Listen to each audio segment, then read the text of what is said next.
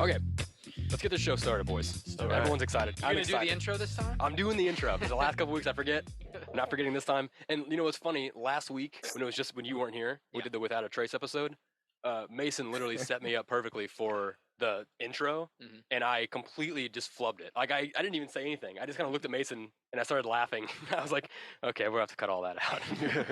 I messed it Yeah. up. Yeah, but I'm not forgetting it today because I'm doing it right now. Welcome to Mellow Brick Road, everybody. We're here. We're ready. Camera used to be over there. Now it's over there.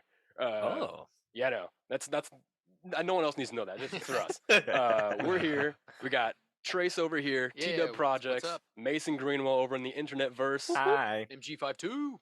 Yep. He's, that's 'cause he's me. not allowed anywhere near our house, near our property. We're too close. Hey, we're not supposed to talk about that on the air. It's too close to a playground. Let's just say that. Too close to a playground. I'm not gonna say the reason why. Why Mason can't. Yeah, and the guest is a returning guest. One of my favorite guests we've had on the show. Thank you. Yeah. Alex Durbin is with us. Yeah. Alexander Durbin. Yeah. If you want to go, Howdy. be No, Alex is super, great. super Yeah. weird and official about it with his full name. Alex Durbin, how have you been, man? So good man. to see you. Yeah. I've been doing fantastic. I want to start by I have a gift for you, No way. or a gift for the sanctuary. Oh, I like it. my. Oh, I love it. Yeah. This is a traditional incense little vessel for have you ever seen like the sand style? Yes. Okay, so you put sand in here first. Yeah. Make a soft bed of it, Uh-huh. and then the incense actually comes in like a dust form. Whoa. And then you put a mold down first, and then you fill the mold up with the dust, Mm-hmm. and then lift the mold, and then it'll burn. You light one side of it. Uh-huh. I'll show you after this. I Oh, have sure. a video. Oh, cool.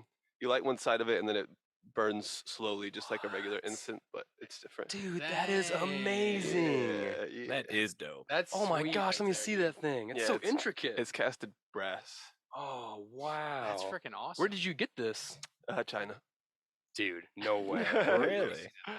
But you're saying it was made in China, right? You got it at Walmart. No, I mean it's the quality of Walmart, but that's what you get in China. But I was Very actually in cool. China when I purchased it. Really? Earlier Yeah. this year you were? Yeah. Yes, Wow, sir. what were you doing in China? Wow. Work. Just work? Yeah. I got you. I was How there is for work going?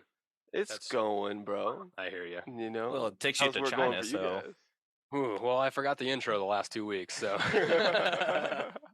No, it's going Alright. great. I feel like it's going good. We're starting a lot of new avenues right now on the road, so it's Yeah. kind of fun. We're doing like Twitch and we're trying to get Twitch started. We're Cool. trying to get all these other avenues with video clips and stuff like that. So Mhm. just staying busy. Yeah. Pretty much all you got to do. Smile and keep busy. Yeah. Hell yeah. Hell yeah, man. What about you? I'm good. Like my actual 9 to 5 is going pretty good. And then wood project stuff, I'm always busy, Mm-hmm.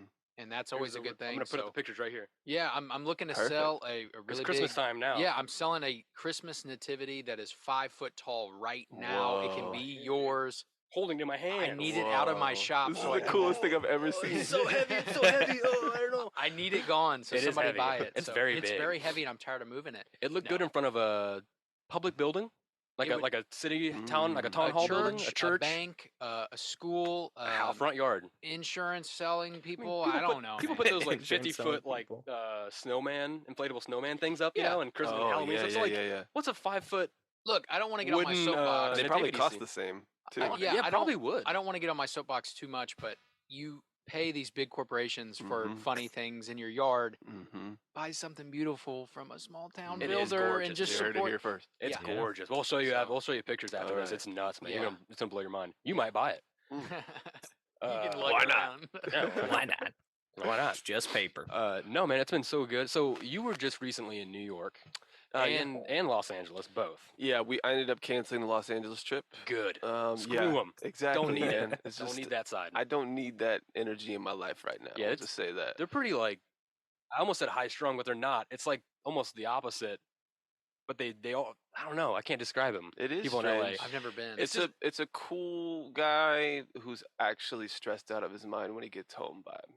Yes, that's what it is. Yeah, like at Yeah. work, That's you're a very good- like, that's a we good got this. descriptor. We're chill. And you go Yeah. home and you're like, oh, fuck. How am I Yeah, gonna do this? yeah. Everyone's going to know I'm a fraud. How am I going to do this? yeah. I feel like that's more. And then New York is more crazy grind at Yeah. work. And then you have that little time at home to sleep. Yeah, that's true. I And feel in New that. York, they're just straight up about it. They'll let you know instead of waiting to get home to like suffer in silence. They'll just be like, "Yeah, everything sucks." but we're gonna keep going because there's this awesome new club that opened up down the street. Yeah. In LA, they're like, in LA, Nice. they're like, everything's great. And Yeah. they kind of like, you kind of like they feed you along. And Oh, then yeah. one day you walk in, they're like, what are you doing here? You're fired. We don't want you anymore. And you're like, what? Yesterday we were doing good. Yeah, Yeah. We were doing good yesterday. Not anymore. Bye. Mhm. And they just kind of cut you to the curb pretty fast over there. Yeah, it's true. Yeah. But so New York, what were you doing up in New York? I mean, you were doing work, but what were you? Actually, this time it was for recreation. I was Oh, okay. originally planning to go for work, but this time I just wanted. There was a couple different things that happened. The Fashion Institute of Technology had a seminar that revolved around the intersection between food and fashion. I gotta shout out my girlfriend here, Lydia Graves. She's the one that actually found that for us to go to. Nice. Way to Alright. go. And so yeah, that was happening. And then there was a couple specific individuals, really close friends of mine that I hadn't had a chance to see. That I really wanted to see. And Awesome. So, yeah, That's always fun. That was pretty much the gist of it. A very short trip, only about 4 days. And now I'm back. I feel like if I was in New York for 4 days, it would feel like 4 weeks. Like, I haven't been there yet. Yeah. I was always, when I was younger, I probably talked about this last time you were on here. I always used to think visiting, people would go, you should go to New York and visit it, because I always wanted to. But I was always afraid if I visited New York, I would never come back. You'd fall in love. I feel like with it. That's exactly what happened to me. Yeah. So. And I sometimes, you know, being 28, I'll look back and I'm like, I feel like I should have gone to New York. Should have gone to Broadway just that one time. Yeah, but then you wouldn't have this. Yeah. That's true. Exactly. I wouldn't have. That's what I think He about. makes a good Yep, point. that's right. That's a very Yeah. good point. I New wouldn't York have will this. always be New York. New York. I'll go to New York when New York comes calling for me. You know. Yeah, Oh, definitely. wow. No gonna come calling for me. Mason Yes, and I- dude. Yeah. And when LA calls, I'm gonna go. What about my boy Alex Durbin? Remember that one time? And they're gonna go who? And I'm gonna go bye. Nope. No, thank you. They will say who. That's for sure. I do want to go to LA again, only to go to the Comedy Store. That's the only reason why I would Oh, I go would again. love I to. want to go for a That's whole the only like. reason I would go. I Yeah. want to go for a week and a half or 2 weeks and go every single night. That's Yeah, my next man. plan. Because when Alex, or not you, Alex, sister Alex, Dub was Mhm. there with me. We were there one night. It was great. And then the next night, I found out Quentin Tarantino was there. And I wanted to like, I felt my knees just buckle. I heard was this like, podcast episode I actually. cannot oh yeah. imagine. It was like right after you were here, I went to LA right after Yeah. that, or California. Yeah, But yeah, that was quite the trip. And then, Oh, yeah, Quentin, man. I didn't even know Quentin Tarantino was like a regular there. And then I find out like, oh yeah, he comes every Friday or All the whatever. time. It's Yeah. like for years and years he's been doing that. Before he was crazy. even Quentin Tarantino, he was just like some annoying guy Well, that it's the- showed up. It's the best comedy in the world. Dude, it's the weirdest environment. It's very fun. Yeah. Because the outdoor bar and they have seats everywhere. You can chill. It's so much fun. Okay. I was with the guy who was went to go look for Dub and she's not here. In our Airbnb that we were staying at, there was a comedian, like a small time comedian from Seattle who was staying at that Airbnb. So he Mhm. invited us to the Comedy Store the first night, Oh, cool. which we were already going. So we already had tickets. And then the next night, I told him I was like, I've done stand up a few times in Yeah. St. Louis, and so he brought me to the Late Show the next night because he was like, "Oh, dude, I'm gonna get you in. Yeah. I'll meet you. Like, we don't have to even pay cover, like, 'cause they know me. So, and I know them. So, and the whole time I'm like, this guy, what the fuck, no way. He doesn't know anything. And we get there, and as soon as we see the bouncer sees him, he's like, "Oh, what's up, dude?" And they hug and stuff, and then he's like, "Oh, it's my boy Van. He's also a comedian." He's like, No "Oh yeah, way. man, get in." And I was like, "Holy shit, what? He actually knows these people. He knows them." And I saw some of the doormen there that I didn't even know worked. Like, I've seen their comedy online, but I didn't know they worked there too. Yeah. So that was kind of fun. Yeah. Talked to a few comedians. He took me up to see Mitzi's house, like above, like the old No owner of the. way. Oh yeah, it's right above the hill. You Wow. can't go all the way up there, but he was like, "We'll go up there, roll a blunt. I'll take you as close as we can." And I was like, "You had me at blunt, so let's do it." Of And course. it was so much fun. I got in trouble a few times because I would ash a little bit like on the street Uh-huh. because I'm from here and everything's always wet. Yeah. And he was like, "Don't do that. Oh yeah. Big fire hazard." Burn down the place. Oh, yeah, shit. Didn't yeah, know I know. anything I about was like, that. so the next day I bought an ashtray. I bought like a silicone ashtray. Oh, and perfect. I just keep it around with me. So Yeah. One that closes. Yeah, it's Oh, dope. sick. It's Yeah. dope. It was we were in the San Francisco. The next day we went to San Francisco and we were at the mall. Some mall in San Francisco. I don't know what it was, but I know what you're talking about. You probably it's a big one. Yeah. And there was It's the only mall in the city. Oh really? Yeah. It's fucking huge. Yeah. And we were walking by this store and a guy came out and he smelled like weed, like Mm. big time. And I was like, Mhm. "Oh, what's this?" And the guy had like a baggie in his Spidey hand. sense. He had a baggie in his hand, and I was like, where'd you get that? And he said, right here, dispensary. And I look over, and they had like literally like they had bud on the glass, like on the windows, like so you can do window shopping. And I was like, what? And he's like, yeah, welcome to California. Yeah. And I was like, what? Different world. And I bought an ashtray, and I bought some pre-rolls, and it's just weird. It's just I like being in California. It was just the freedom of that, because like being in Missouri was such a stigma, so it was so weird. Now I'm glad that we're back in kind of the same area. Yeah. Still get the stigma, but I don't really care because it's legal now, so it doesn't matter. I respect that. Yeah, man. But yeah, California, pretty fun. I don't know if I could live there though. I could probably stay there for a while.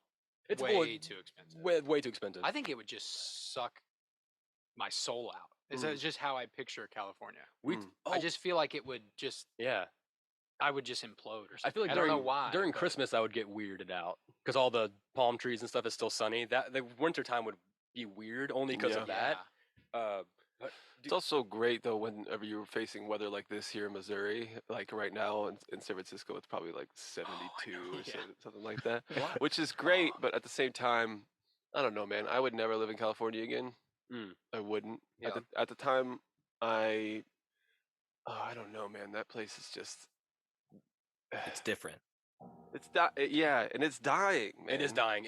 That was a very shocking thing to see. Going downtown, zombies everywhere. Everywhere, dude. It's real zombies. Like it really feels like that. That's so weird. Last time you were here, you told us about Gary, the fog. Yeah, Gary, right? That's his name. And dude, I remember that. I mean, I remember that it having a name. That's why I'm the host. And I remember seeing Gary in person, and it's magical. Yeah, like we didn't go all the way to the Golden Gate Bridge because real talk, I think I have a fear of bridges. Oh yeah, and I honestly didn't think that you could actually go on that bridge. I didn't know it was a working bridge. I thought it was literally just a monument thing. It should be at this point. And dude, first of all, there's like 2 bridges in that whole fucking city. Like, what the hell? We had to drive like 0.4 miles. It took me 2 hours. Somewhere like that. I was so mad because we were in San Francisco to meet one of Dub's friends. That's the whole reason why we were going to San Francisco. And I was at the hotel, and I saw like on the Google Maps like where we were meeting at this pizza place, and I saw how long it was going to take to get there, and it was so close on the map. I told them, I was like, have fun. Like I was like, you drive on your own. I'm staying in the hotel. I've been driving for 7 hours straight. Dude, what I do miss about San Francisco though, it's only 7 miles wide by 7 miles deep, right? And so you can hop on one of those scooters and literally go from one side to the other in like 30 minutes. I think I prefer a scooter. Doing that. Yeah, it was great, dude. Yeah. That was like the best. I mean, one side to the other, I mean like the most popular places. Whenever I had people visiting, we only had like 4 days. I'm like, we're going to get a scooter and I can hit all of the major places that you want to see at the same time. So sick. The Golden Gate was like one that was hard to get to. If they want to go up to the Redwoods, you have to get a car. But other than that, man, trying to do traffic in San Francisco is just not worth it. Yeah, and I didn't trust Dub, so I went along. I drove. I didn't trust her at all. That whole trip, I drove for like 8 hours the first day. I drove 10 hours down to pick her up in Texas, and then the next day drove 8 hours to Roswell, New Mexico. I told her we're gonna go to the UFO museum so I can stretch my legs, see some aliens. We're gonna eat some tacos, and then you're gonna drive for like 2 hours or whatever so I can take a nap because I've been driving for like 18 hours straight, pretty much. Yeah. And about 30 minutes into my nap, which I didn't really get to a nap, I told her to pull over, and we switched seats, and I started driving for another like 6 or 7 hours because I could not deal with it. I was so stressed out sitting in the passenger seat. I've been there. She's a good driver. Yeah. I know because she drives by herself all the time in Dallas, so she's a good driver. Yeah. But like, I feel like when there's another person in the car, she almost like wants to entertain them. Yeah. And whenever she like turns her head to look at stuff, her hands are like connected to her fucking neck. Oh, she's like, "What's this? Yeah, What's that?" And I'm like, "What are you doing? Stop gawking. Let me gawk. You drive." That makes a lot of sense. Oh man, even in Colombia, I'm guilty of that too. She's the greatest. She's the greatest road trip buddy ever, though. Guaranteed. Because it's the hearing aids. If you have to sleep in your car, because I'm someone that has to sometimes have a video on or something like music or something to have like to fall asleep to. Oh, she takes her hearing aids out. You don't even need headphones. Go to sleep. Yeah. You just put your phone on full volume. Who cares? Yeah. It's awesome. But I will say with her too, she's this like music that you've never heard in your life. Oh, really? And she'll pull it out Oh, and you'll cool. be like, Dude, "Whoa, I'll give you. what is this?" And she'll like have 10 more behind it. You're like, Whoa. "What?" Shout out Dub. She gives the greatest music She just- recommendations of she all just Yo, time. maybe she should listens- DJ.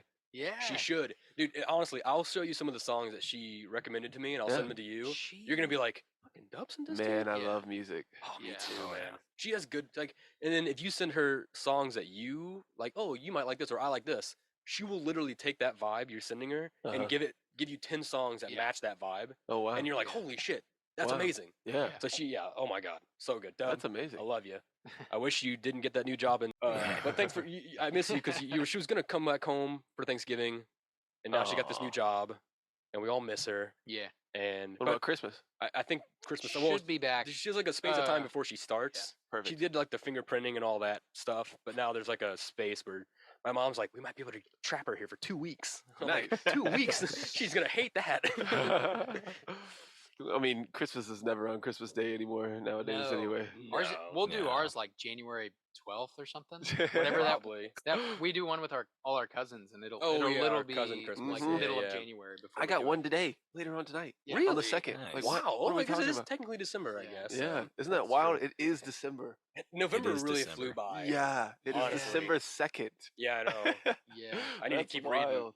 I It's keep almost track of 2024. I keep track of the months by how much I've been reading. I can usually get like 3 or 4 graphic novels or like 2 or 3 books in a month. Yeah. And right now I'm halfway through one, but it's only like December 2nd actually, so I don't even know why. Well, But yeah. where we recorded to how we are now is we just started earlier than we usually do. Yeah, So on you're top ahead of now. it, but we're late. That's our Patreon show, What You're Reading, where Trace and I read books and talk about them and share them. Oh, I didn't know that. Oh yeah, dude, sign up for the Patreon. I think What You're Reading might be free on Patreon. Maybe I know a few episodes are. All the books. My Hoopla sticker is gone. Hoopla. There's an app. There's one right there by the scale. Oh, there it is. Hoopla. It's an app that is connected to the United States Public Library Service. I remember this from last time. And you have perfect. And you have they have millions of books, music, TV shows, movies. I mean, Anything. they have entire like Comics. channels that you can get. That was on SpongeBob too, right? Hoopla! Yeah, Hoopla! you probably did that. Yeah, I'm not Because- crazy here. No, because then he throws the brick at him. Yeah. Yo, what a great show. I love that. SpongeBob show. raised me. SpongeBob is Such Me a too. quotable Oh yeah, show. man. Yeah. I hate SpongeBob now raised. that there's people like our age, a little bit older, that are like, my kids will never watch that. It's like, do you understand how good that show was? I remember getting Yeah. to high Yeah. school, and then that was when the big thing of like SpongeBob's turning kids gay, and I'm like, is SpongeBob gay? Because SpongeBob and Patrick are like they're dating. I'm like, Right. they're neighbors. Which- what are you I thought- talking about? Which questions that kids should not be concerned about. No, by the not way. at all. I never No. once would have even considered it. And that Yeah. show doesn't set it up. Like, Well, it doesn't probably because portray Sandy, right? that. I couldn't have thought it was gay because I was looking at Sandy the whole time. Yeah. Sandy cheeks, you know. Yeah, Sandy well, that's cheek. I can't look at wasn't it- squirrel the same wasn't way. It supposed to? Yuck. Yeah. Wasn't it supposed to be an adult show? It was supposed to be an adult Because show. like Bikini Bottom, It was supposed to be like, Sandy oh, I Cheeks. do remember It was supposed to be that, like pollution is why like they're mutants. That's why they're alive down there like that. Yeah. Because the Butch Hartman, You telling me SpongeBob could have been Rick and Morty? probably something like that. It would have been like it Another probably good would have been show. closer to an Adult Swim show. It's too ahead of its Okay. time. though. Nickelodeon show. Gotcha. But I can't remember why they changed it. But I don't know. I think it's Butch Hartman who created SpongeBob. He was Okay. an oceanologist or something. So he was like really big into the ocean life or something. That's why he got the And idea. he's also created a million. Like he's Fairly Odd done. Parents. Yeah, he's drawn for stuff. He's okay. voiced for stuff. He's Dude, someone it's crazy. sent me a message the other day. They love the Fairly Odd Parents episodes. Their favorite one.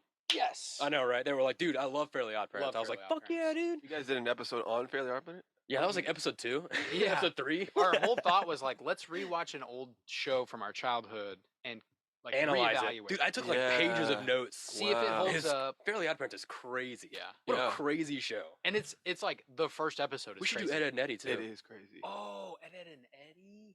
I've That's done one it. of We my did favorites. Powerpuff Girls too, I think. Oh, I don't know. Maybe. Whoa, I took Jojo. notes on Powerpuff Girls. Mojo Jojo. Yeah. Listen, I got a couple questions for you. Yeah, hit me.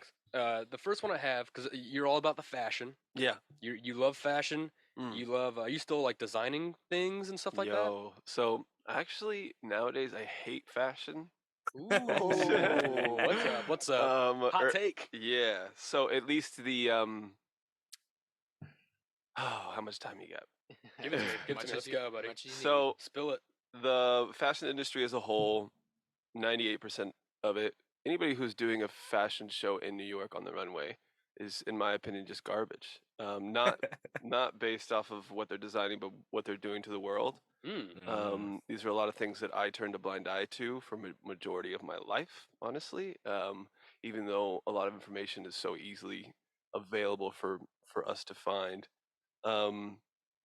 So I have personal things attached to that because I was in it, showed in New York Fashion Week, went through the whole ringer, and the people and the situations that I was in, which granted is all my fault. I'm not gonna put that on anybody else. I made the decision to move to New York on a whim and start a fashion company. Yeah. It's honestly, we talked about this last time too. Not to interrupt you, but it was when everyone that from this area, when we all found out, at least from my perspective, when we all found out that you moved to New York and you were starting a fashion thing, and it was going. Yeah. It was the coolest fucking thing that ever happened to all of us. Yeah. Because we knew you. Yeah. It was just crazy that you had the balls to just go for it. Which is just awesome. It's inspiring. Thank you. I think it inspired a lot of people that grew up in the same area that we did. Yeah. I think it was just super inspiring for people. I really appreciate that. That means a lot. Yeah, you were out doing things. You weren't just sitting around like we all were, just doing, just trying to get through the day. I've always had a problem with people telling me what is and is not possible. Oh yeah. Since the beginning of, I don't know, for forever it's been that way. I remember in college or in high school, we had I was about to go into college and we had to meet with the counselor at the time and kind of go over, what your plans were in college, what you wanted to do. What a successful meeting that was for me as well. Yeah. Did we talk about this? We might have, honestly. I think we have talked about it, but yeah, that situation was the first time somebody ever told me that I couldn't do something because of the way that it would be perceived. Yeah. Or yeah. And just since then, every job that I got in college or after that, I would start doing internships in Springfield, Missouri. And I would be just being straight up honest with you guys, I want to use this experience to be able to springboard off of it and do this, go to San Francisco or go to California or maybe New York. And that entire experience, especially the people that I worked for, were always telling me, okay, yeah, whatever you say, kid, good luck. Yeah, right. we'll see if you make it there. Yeah. And then I get to California eventually, and it was the same experience there.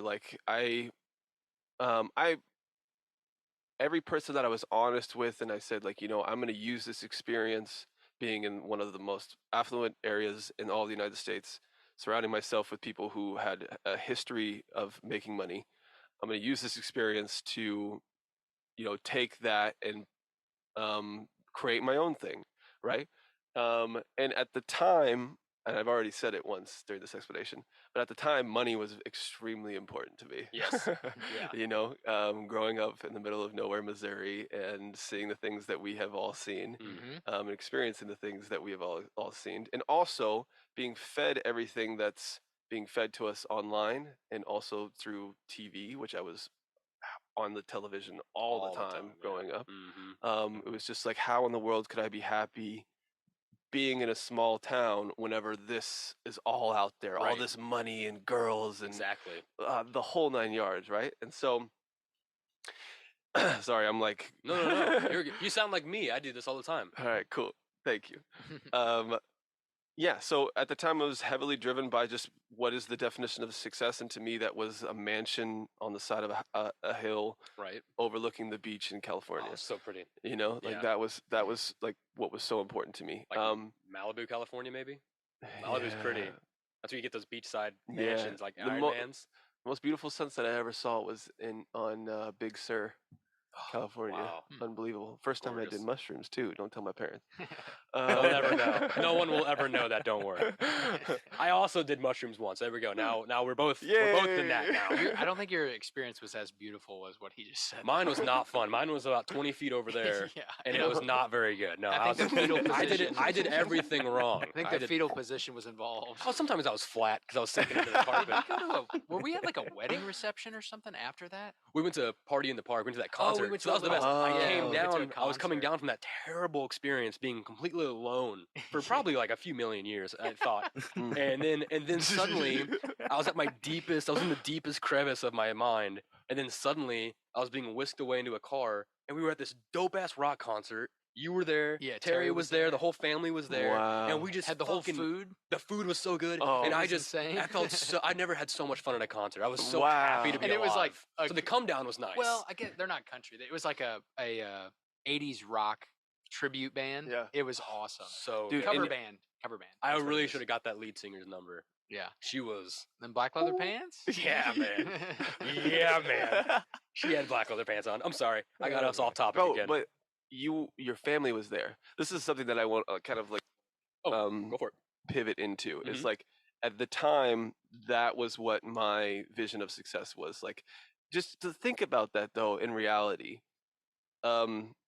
A house on the beach in California when all of my family is here. Mm-hmm. You know? Right. Like what kind of friends would I really have made in California, and what would they really be interested in if that was the lifestyle that I was trying to uphold, right? Right. And the fashion industry is a perfect concoction or example, or just it is everything that lifestyle was meant to me. You know what I mean? Mm-hmm. Like it's all about status. It's all about who can pull one over the other person. Nobody's making anything new. That's the lie that we've all accepted, is that there is no such thing as a new product, really, especially in fashion. Yeah. We talked about this last time. We talked about this. A chair is a chair is a chair. We Right. talked about that last time too. I remember that. Exactly. Mm-hmm. And so it's just really like who this chair is better because it has Fendi printed on the side of it.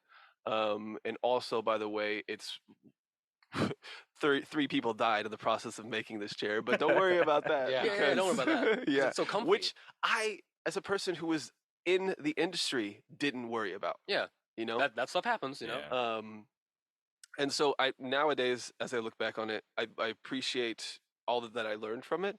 I do think that fashion is going to be important as I move forward in my life, but it's going to be very much anti-establishment, very high quality, Nice. Oh, yeah. making sure that it's done ethically as much as possible, and bringing jobs back to the United States. Mm-hmm. Like that, I'm with you there. That is so important to me on whatever like my next endeavor is. This year specifically, though, has been very much a finding myself. That's awesome. Yeah, That's I've been to like 6 different festivals, 12 different cities, China, and it's all just been like trying to take the year and a half that I was in New York, which really was 10 years worth of shit, and to spend this year just comprehending it and like trying to take all the lessons that are to be learned, unraveling it all, taking a look at all of it. Exactly. And honestly, it's been the best, man. When I moved back to Missouri, I was like, how in the world could this place ever compete to New York? You know, like all the shit that I saw there. But now that I've spent a year here, I truly, and like, I'm so happy to be here. Yeah. I feel like that. I feel like I was That the makes my same heart way when so I moved warm. back home. Yeah, right? When I moved back home too, I was the same way for like a year or two. I just laid around, just did nothing. I was just moping around like fucking back in Missouri. God fucking damn it. I hate it here. It's so boring. There's nothing to do. And then at some point, somewhere around starting this podcast, maybe before, I kind of realized, I think I was walking outside. I'm going to get really poetic with you guys. You ready? Hell yeah. You ready for this? This is in one of my poem books. Okay. Nice. So I was walking outside and I was getting ready to go for a walk because I love going for walks. How I think the most clearly. I like getting fresh air. I like looking around at nature. And I was walking one day and just feeling really depressed and just angry about just my whole life situation. Yeah. And for some reason, I was looking at the trees. I had my head down like this, and I could only see. I noticed I could only see like the bottom half of the trees. I was only looking at the bark, right? The brown, gray bark, right? And I kind of just lifted my head up a little bit, and right above that terribly gray, dark bark was beautiful, bright, vibrant green, yellow colors. Yeah. And I was like, oh, I'm the one that's like making it worse because I'm only seeing the dark, the shitty part. Right. If I just look up and I just have a positive attitude, oh no, it's great here. It's beautiful. Yeah. We live in a beautiful state. We do, man. There's some problems, but there's problems in California. There's problems in New York. Yeah. It's just about how you perceive it. And if you feel like it's like the thing of like you make your own heaven, you make your own hell kind of thing. Where like it's all like if you're in a bad mood and you can't figure out why you're in a bad mood, like what's making you in a bad mood, it's probably you just putting yourself in a bad mood without even realizing it. You're kind of like in this vicious cycle. But yeah, ever since that day, I think like if I get depressed, I remember that, and it helps me a lot because it's like, oh no, it's fine. Like I don't have to go somewhere beautiful or where a bunch of people are, or like where the opportunities are. Right. Especially nowadays. Maybe like 50 years ago. Right. You go to New York, you go to LA, because if you're in Missouri, there's not much going on. Right. Yeah. But like now, especially with like the technology, I used to hate technology, like social media and stuff. But I realized I can bring New York, I can bring LA, I can bring Chicago, I can bring anywhere to me. Yeah.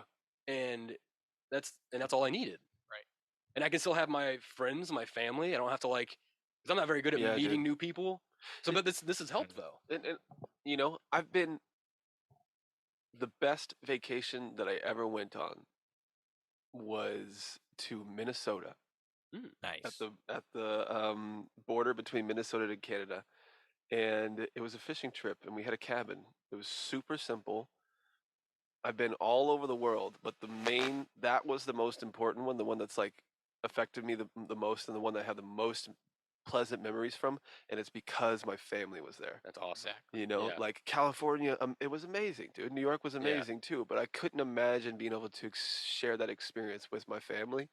But now moving back, I've realized I absolutely can. It might not be to the point where we're all living out there, but we can go for a week, and they're gonna be concerned about the things that they see, and I can be the person that's kind of guiding them, like, don't worry about that. We don't look at that anymore. Yeah.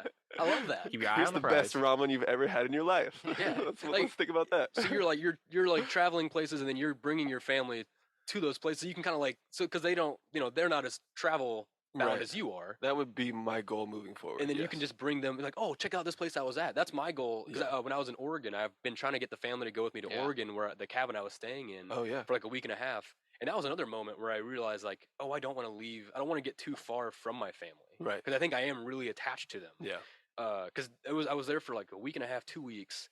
And on the third or second day, I woke up and I realized how, like, I was like, oh, I'm like completely alone in this cabin. Like, there was a huge property of a buddy of mine who has a CBD farm up there. Oh, cool. He was letting me stay there. Yeah. And it's a huge property. Like, you have to take like 4 back roads to get to it, go through 3 different gates. Yeah.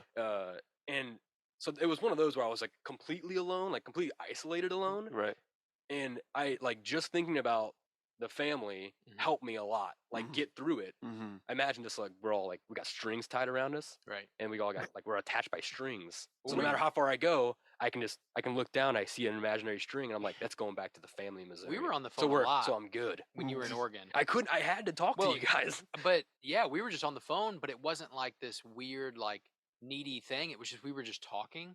Yeah. Because he was gone and I was here, and like we were just talking. I smoked so much weed on that trip too. That was horrible. I'm with you though. It was horrible.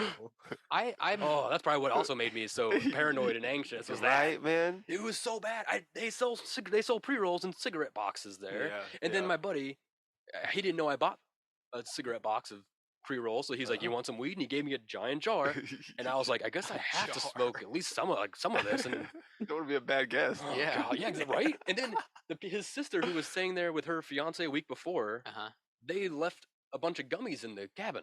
Yeah. That I found.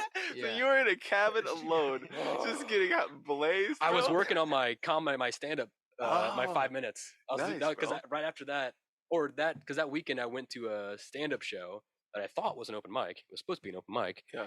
But they ended up having like an actual like a opener and some famous comedian guy who was like in his 70s, but he was really funny. He was also there. I'm pretty sure online it said open mic. So I walked in with my paper, my pages, and I was sitting there at the bar, real nervous. And then they started the show. And like halfway through, I realized I was like, "Wait a second, this is just a comedy show." Right. Damn.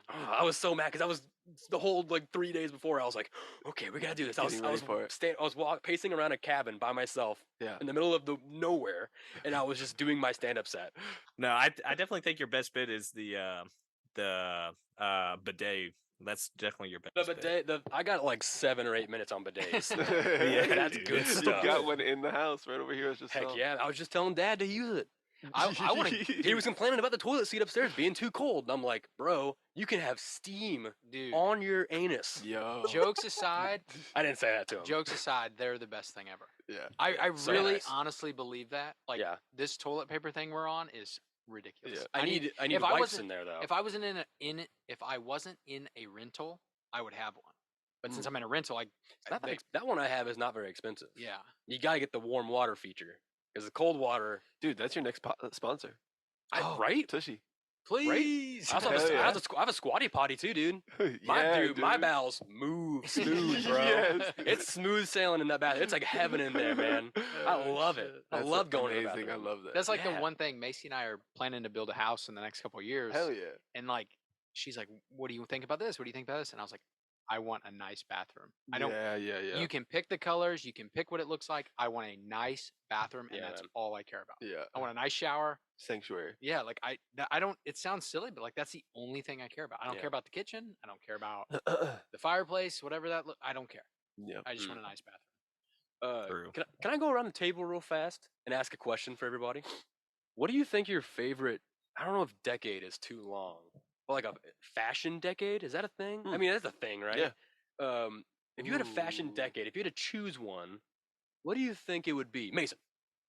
70s or 80s. I definitely like kind of like that, like Flower power, BOGO or like the kind of like party kind of like really kind of crazy, like high like tall boots and like big afros and just vibrant colors. Like I like thigh boots. That they're sexy. That would be fun. I think. I feel like that was definitely a fun time to be alive. Yeah. For sure. Wow. For sure. Yeah. But you and good music too. Great music. Oh, of course. Yeah. I'm picturing like Easter colors, like bright pastels. Yeah. And then like big old flowers everywhere and acid on the tongue. Dude, I think that's coming back. I think is hell yeah. I follow a lot of I follow this Instagram page. I think it's called like Mellow Clothing or something. I can't remember what it's called, but it's just this woman and she does like 70s, 60s stuff. Like she's always going to a Rolling Stones concert back in the 60s. It's dope. I love that. It's the only like fashion thing I follow, but now it's fun because Instagram Explorer, like the algorithm gives me more accounts that do that too. So it's pretty fun. That's sick. What do you think, Trace? Oof. I'd have to pick between two. I really like the 80s. The washed out jeans, the high top sneakers, just like simple like that. But I also really love, I guess it would be like 60s when like Elvis is wearing like a pink suit. And like, yes, he stood out, but everybody had suits.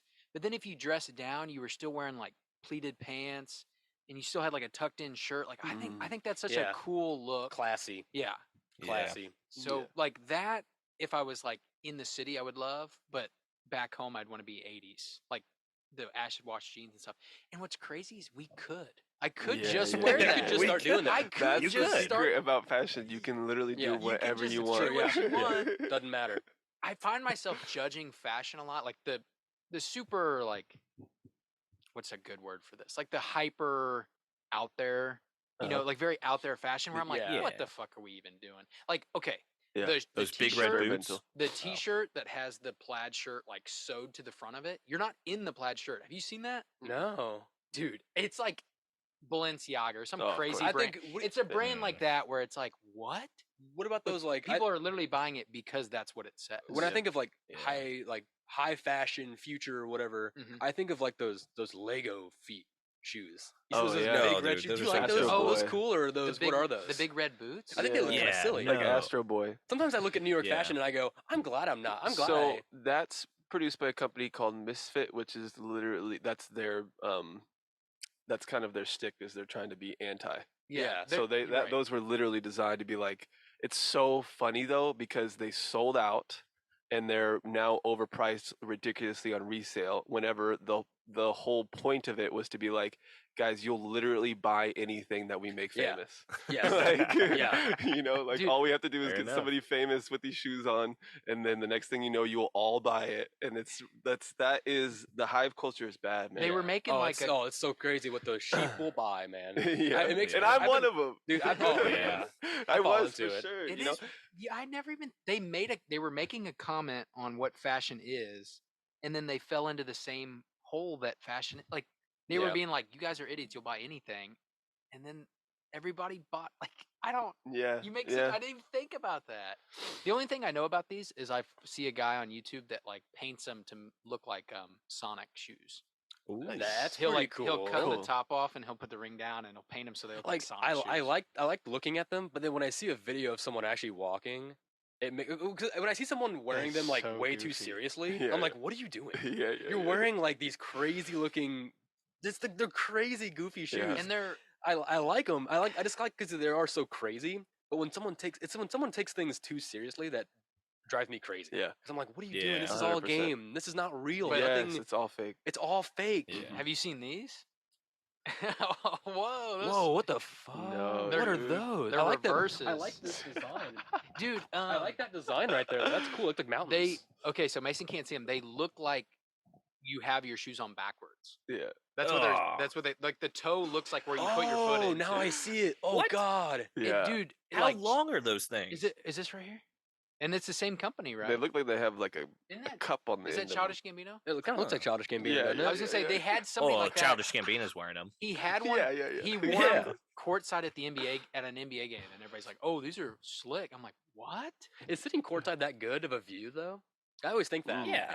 It's like you sit next to Jack Nicholson, but like I don't even think Jack's there anymore. I don't think It's he probably know where just the he's at. status.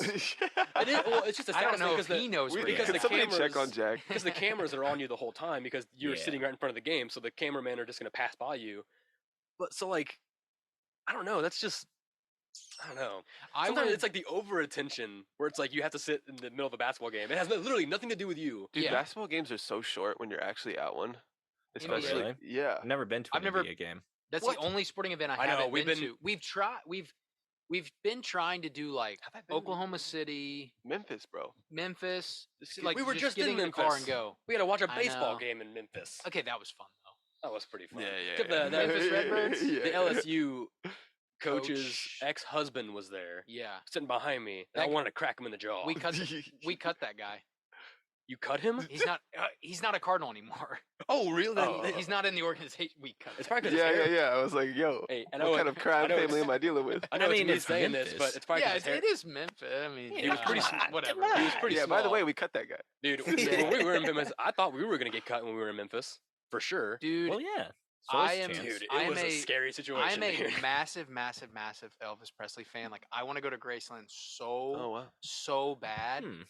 and the area around Graceland is so Horrible. bad. Oh, Yeah, it's no, not a good It is. spot. It is Is it- run down. Have you guys been to a city where it isn't like that? Yeah. Right, recently? exactly. We've talked about that too. How like all these cities kind of feel and look the same. And it's like abandoned buildings and just I don't understand how they get to that point. Yeah. Well, it's funny because you see these movies from like Cleveland. back in the day about New York or Hollywood or do people get annoyed when you say Hollywood instead of LA? I don't know. I actually never lived in LA. Cool. I'll just it's Hollywood then. I just wanted to double check. Yeah, You didn't make an annoyed I would- face, but I was just making sure you I weren't would like live in- being No, cool. dude, I don't care. I would live in San Fran. In a I couldn't heartbeat. do it. If it wasn't so No. expensive. No, if I it's had the- to pick California, it'd be San Diego. Ooh. That I like Ooh. San Diego. Yeah, I liked man. being. We were only there for a day and a half, but I really liked when we were Yeah, there. it's nice. It's San Francisco. You know why I will never live there? It's this right here. The hills, yeah. Vertigo. Dude, when you're standing at the top of the hill, and you're like I remember walking across the street because they put the crosswalk like right on the edge, Yeah, of course. yeah. And so I could literally feel gravity like pulling me toward the hill. Ooh. Dude, it is so.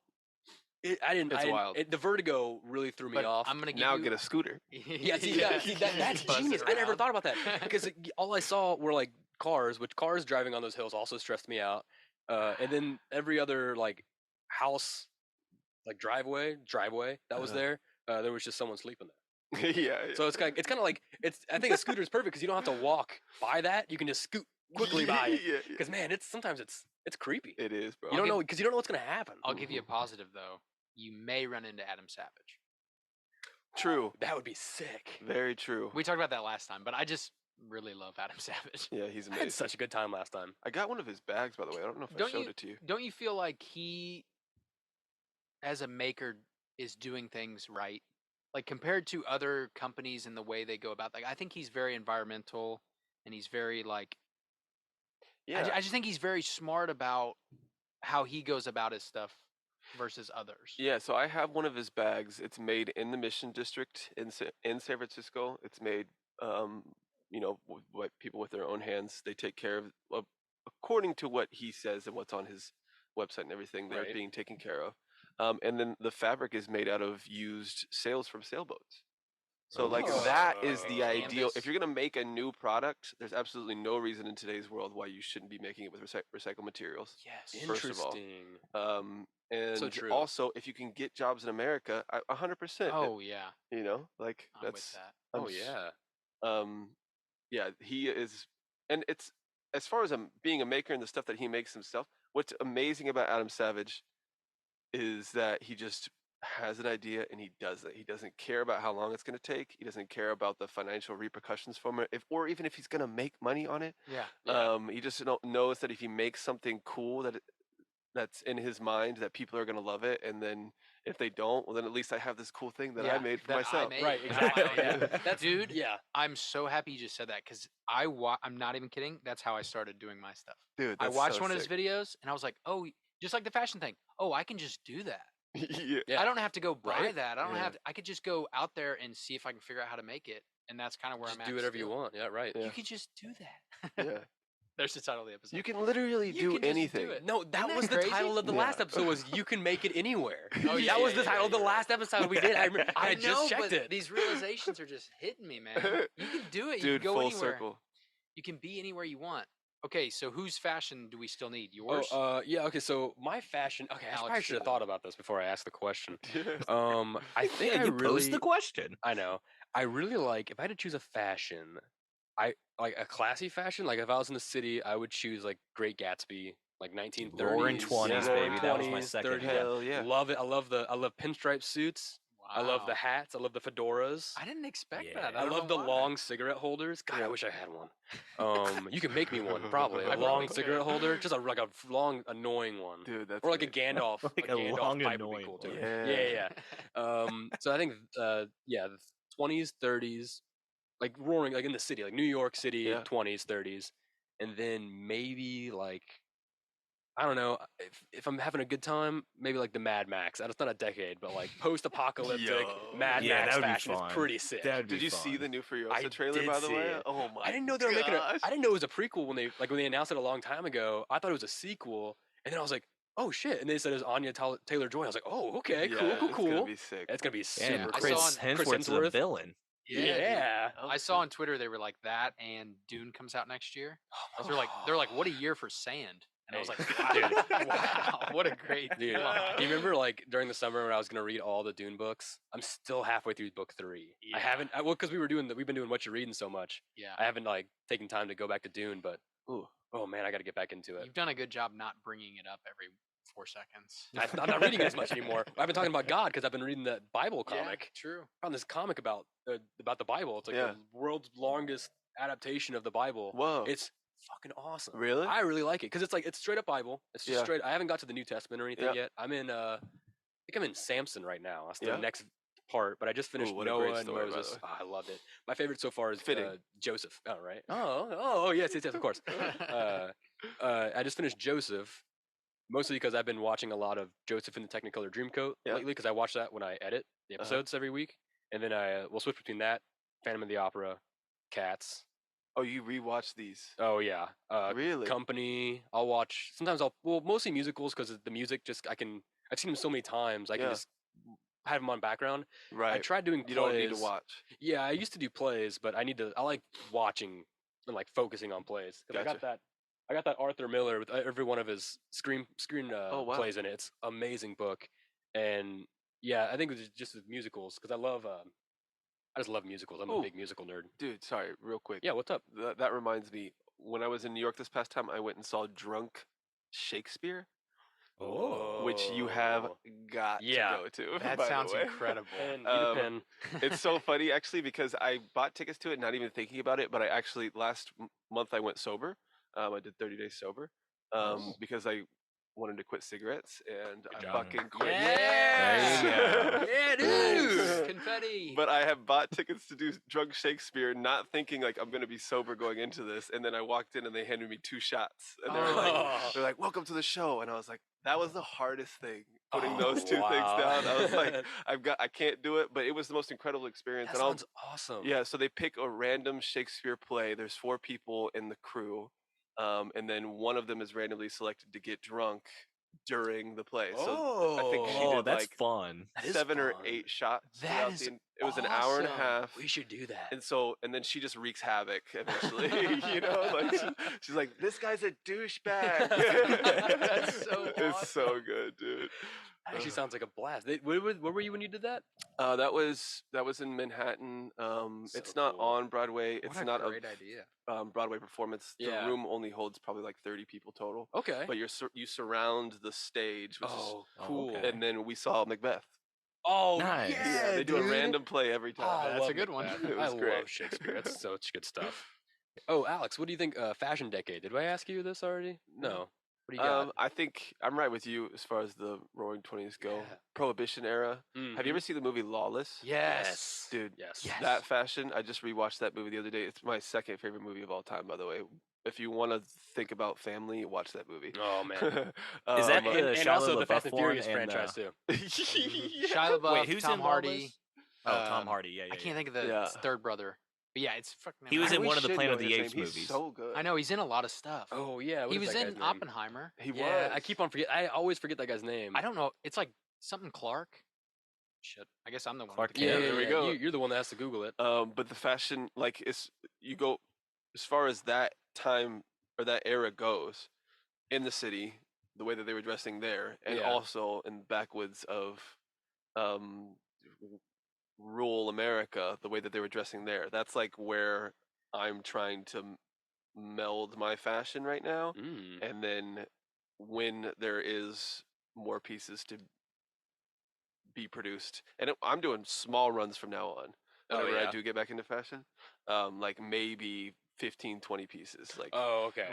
I thought you meant when you said small runs, I was thinking like gloves and socks. And like, that stuff too, like though. Like that, like not like a full stocking stuffers. Yeah, right. Yeah. Oh, stockings. You know what I love? Stocking stuffers. I love a stocking cap. 10%. So if you ever do stocking cap, I'm a stocking. Oh, me too. I love a beanie. Love a stocking cap. Dude, ideally, my next. I could talk about this forever, guys. So don't get me started. But like workwear is so important to me too. Like this Carhartt jacket is perfect. Dude, functional. I remember talking about this. We talked about this last time you were on. You were wanting to like do something sort of toward Carhartt, like kind of like work clothing. And I wanted to know if you had any like updates on that, or if you're still like just toying with it, like you're still tinkering with it. No, I don't want to get. I'm trying to be as patient as possible. Something that's been very clear to me this year. You know what? Knowing that we have a lot of time. There's plenty of time. The workwear, I love that. I want to add something to my decade thing. Whatever Shia. No, I refuse. Whatever Shia LaBeouf's doing, I want that fashion. Oh, I got you. His fashion is awesome. Ooh, do a rat tail. Not that part. Come on. That'd be funny. No, I'm talking about everybody wants to be Shia LaBeouf until it's time to be Shia LaBeouf. Yeah. His clothing choices are the best, dude. I don't. He's one of those guys that just doesn't. He's the epitome of like I do whatever I want. Yeah. I'm gonna wear whatever I want. How do you look as cool as possible while also simultaneously looking like you do not give a fuck? Yeah. Right. Yeah. That is the sweet spot. That's how you become a fashion icon. Mason, you got any questions for Alex? Anything that's been burning up? Man? I got questions for Mason. Okay. Let's go. You go. How have you been, brother? Duke it out, bros. Oh, I have been just peachy, man. Just peachy. The last time that we talked, you were telling me about how the Matrix is fucked, and we're all a part of it, and we can't get out. And I was like, yeah, dude. It's all a simulation, man. It's all a simulation. At the end of the day, none of this matters, you know? Like, you know? Yeah, I agree. But also at the same time, it matters so much. I know. That's the worst part. Well, because in our life right now, it matters. But in whatever comes after, it won't, you know? So just live right now. And then... Speck of sand. Yeah. I don't know. I just try to live one day at a time, not worry about the future. I do bring up the past a lot. I should probably stop doing that, but we're human. Yeah. I feel like all I do lately is think about the future. How am I going to do this? How am I going to do that? That's the one thing. Try this thing. Oh, I am so good at not thinking about the future, dude. That's what gives me like paralysis, where I'm like, I want to do all these things, and then I'm like, I don't know if I can do any of these things, and then I just kind of freeze. And you don't do any of them. Exactly. I used to be in that bad. But last night, I didn't do that, and I streamed on Twitch for the first time. Nice. Yeah. I've been thinking about it for weeks, and I've been too nervous to do it. And I finally, Mason and I were playing, and I was like, fuck it. I'm not even going to think about it. Go. Were you scared? Yeah, I was fucking scared. We were playing a scary ghost game, bro. I should have played it on an hour before, because we didn't even find anything when we were shooting. No, and then as soon as we found it, Van died. Yeah, I died immediately. That was cool though, because then on the stream you see that the ghost, she took me to hell, and all her skin peeled off. It was fucking scary. Oh, jeez. It was so scary. I was like, I kept looking at the thing. I was like, I hope no one's watching this right now. I'm gonna kick off Twitch immediately. This is very horrible. Oh, no, that's so funny. You set up a Twitch account and you say, I hope nobody's watching this. That's amazing. But for real though. That's the but Mason, so I find that extremely interesting though, because I also fall into this trap of worrying about the future. I do it all the time. And so from your perspective, why do you think it is that you are able to shut that off? I don't know, man. I guess I've just never really worried about what comes next. You know? So it's, to me, like the future, whatever. Like whatever happens. I made it this far, I can make it through it, whatever. But I don't know. It's just never been a major concern for me.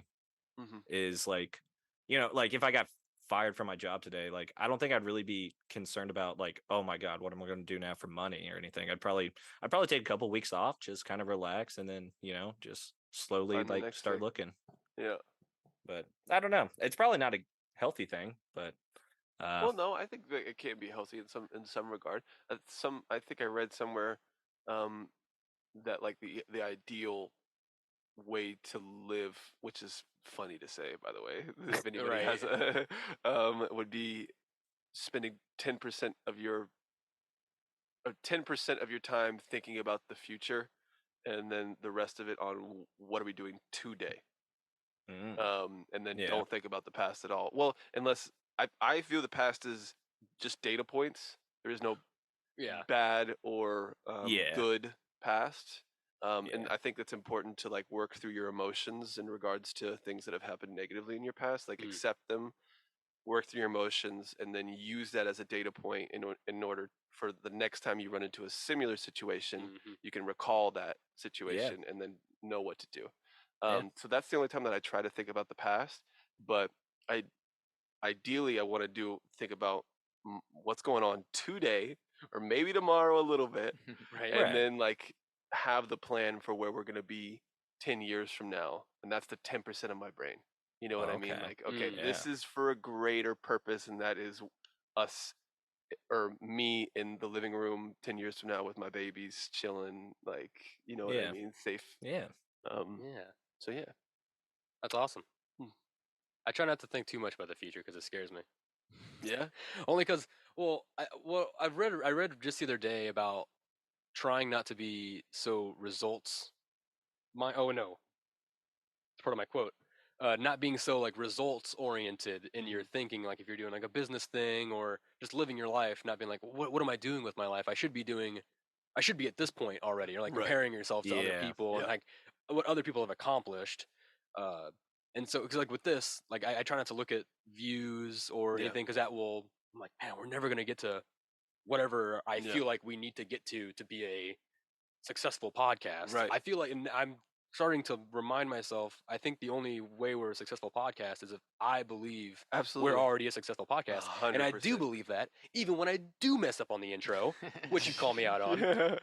You told me, I didn't know. I did, Jess. Yeah, you weren't even here. Oh, yeah, I wouldn't even have known. But so I just constantly try to maybe not think about the future, but I think of things of like, what can I add to the show? Right. What could be a fun element to the show? So I maybe like a week or two in advance. Yeah. And because then I'll try something, and if it doesn't work, then it'll just if it doesn't work, I'll usually just forget all about it. Usually, if it's a good idea, if I think it's a good idea, I'll usually remember just on my own. The good stuff will stick. Yeah, the good stuff sticks, exactly. So, man, we've had a lot of stuff we've thrown at the wall on this show. That's for sure. And dude, in reality, I don't even think it's worrying about the future. If we really break it down, I think it's worrying about death. Because if you didn't have death, you'd have unlimited time. Keeps me going, theoretically. Man. Yeah. And that way you cannot make any wrong decisions, because you can literally do tomorrow. You can start on a path that puts you into a place that you will want, where you want to be, rather than what you've been told that you should want. And I think we talked about this a little bit earlier, but this year specifically, I've been off of social media. I'm on Facebook a little bit, but just to catch up on family and friends. I spend very little time there. Good. But no Instagram and things of that nature. And because I believe wholeheartedly that those are designed in order to produce fear. For you to also produce fear, but also at the same time make you less content with what you currently have. Yes, because it forces you to compare. You can't not compare yourself to other people, because you're only getting other people's information. Exactly. It'd be different if you opened up Twitter or something, and the first thing you saw instead of everybody else's feed was your feed from a week before. Yeah. That way, at least you're not immediately seeing all these other people and their dumbass thoughts or whatever their scams they're running right now. Right. You know? Yeah. Social media. That's one of the hardest things I think about the podcast is I have being aware I have to use social media because for the business itself as a tool. And I haven't had social media in years. So just trying to figure out Trace does the Facebook. I don't even touch it. I just do the Instagram. And I've only had an Instagram. I never used it. I only used it for the explore page because it's just tattoos, drawings, and hot ladies. Yeah. So I used Instagram, but for my own nefarious means, not for social. Definitely the opposite of social means. I didn't use it for. I didn't want anyone else to know what I was doing on Instagram. Not that I do anything crazy. But no, it's getting understanding how to market the show. Yeah. And it's kind of fun sometimes, but I think of a funny thing to put in the description or whatever. Yeah. And then sometimes it feels really gross. Where I'll catch myself when it's watch the full video here, and then the words full video are in all caps because you want them to stand out. Right. And I hate doing that. I do it because I understand it's an eye catcher, but it just feels weird because it's this is a marketing. Yeah. This is what corporations do. Yeah. And it just feels weird to do. I feel that, man. That's one of the reasons why I haven't gotten into my own fashion brand again, is I do not want to be a part of social media. If I could get just a little bit more money to where I could hire someone to just do all that Instagram stuff for me. Oh, yeah. And also the editing. Yeah. Oh, that'd be nice too. Yeah. Wow. And the filming. Nice. Wow. You want to get someone to sit in my chair with me or for me? Dude, if I need to go shopping. If we had them, this would be a perfect place to put in a sponsor where we shout out our sponsors. Shout out to our sponsor, Personal Heaters. It's my new sponsor, Personal Heaters. Personal heaters. Oh, yeah. But this is a buddy of mine. He's on hard times right now between jobs. Not Mason. And he's my buddy named Earl. He's got a little name tag that says Earl on it. Oh. And if you're ever cold in your house, it's like an Uber thing where you go to Uber and you need a ride, they come to you. Okay. So it's the same thing sort of. So you go in the app, Personal Heaters, the app. You put your address and you're like, I'm cold. How long do you need the heater for? Right? 10 minutes, 30 minutes, hour, all night, whatever. Click that, and then it'll be like, hey, the heater's on its way. Knocks on your door, and you open it. It's my boy Earl, name tag Earl, and you go, okay, where do you need the heat? And then you go, oh, I'm sitting over here in my little reading nook reading. I'm just a little chilly. I don't have a blanket right now. It's in the laundry or something, Okay. And he's like, okay, cool, no problem. And then you sit down, start reading, and then my boy Earl comes over to you, just wherever you need the heat, and he'll just come up to you and he'll just go,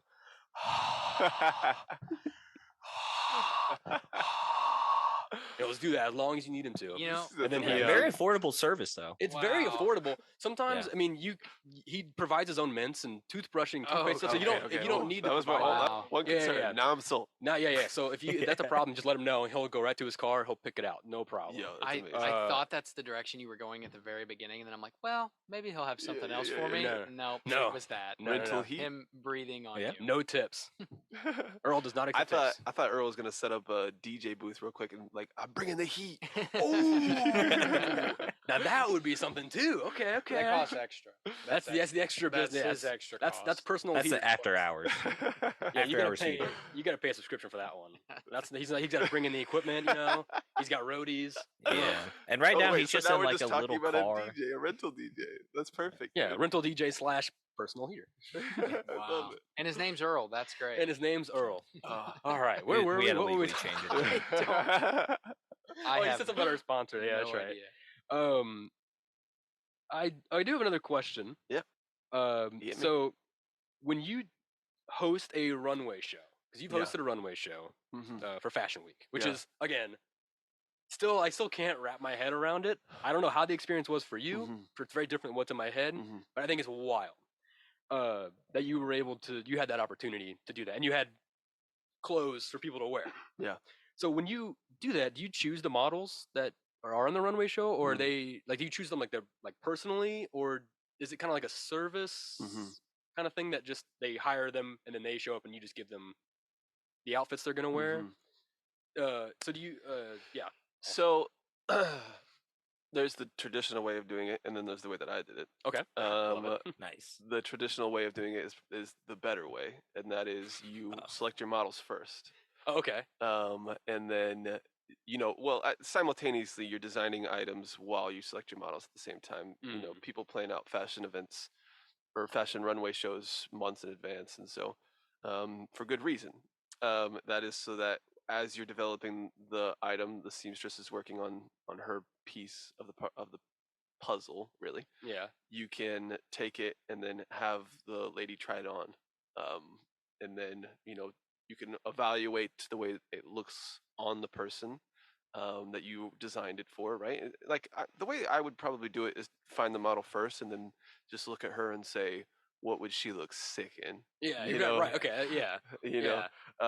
The way that I was doing it, I was dating a woman at the time, and she was my muse, and I was really just thinking about her. What would she look sick in? I love that. So romantic. No, thank you.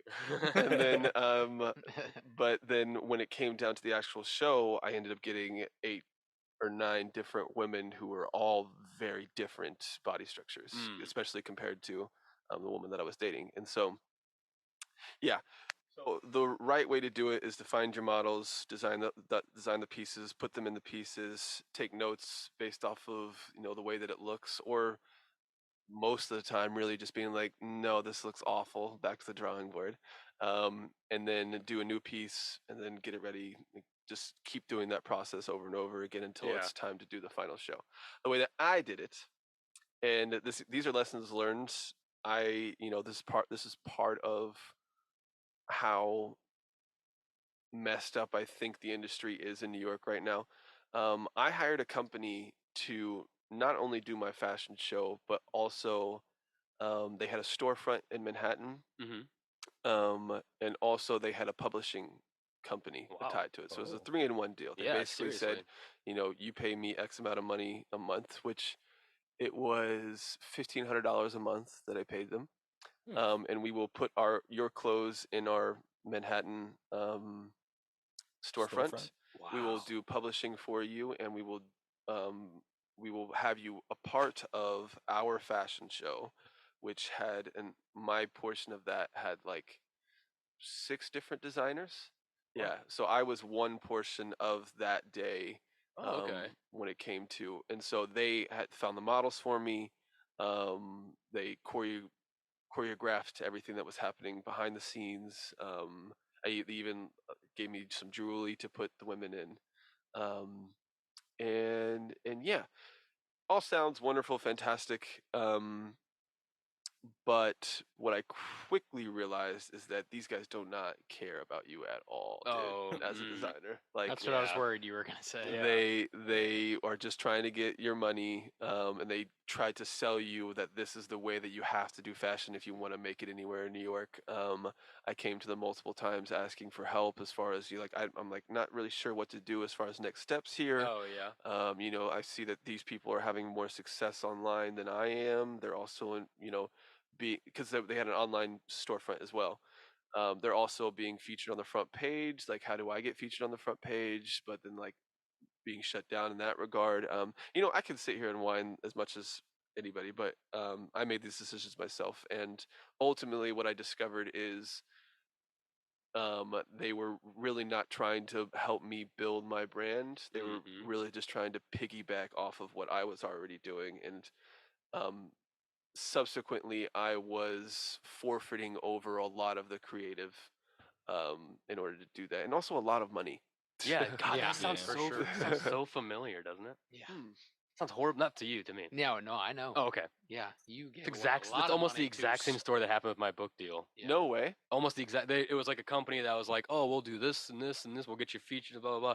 And I'd be like, I was like, "Okay," and they were like, "We have editors that are gonna edit for you and stuff." And I was like, "Oh, okay, cool. So we can.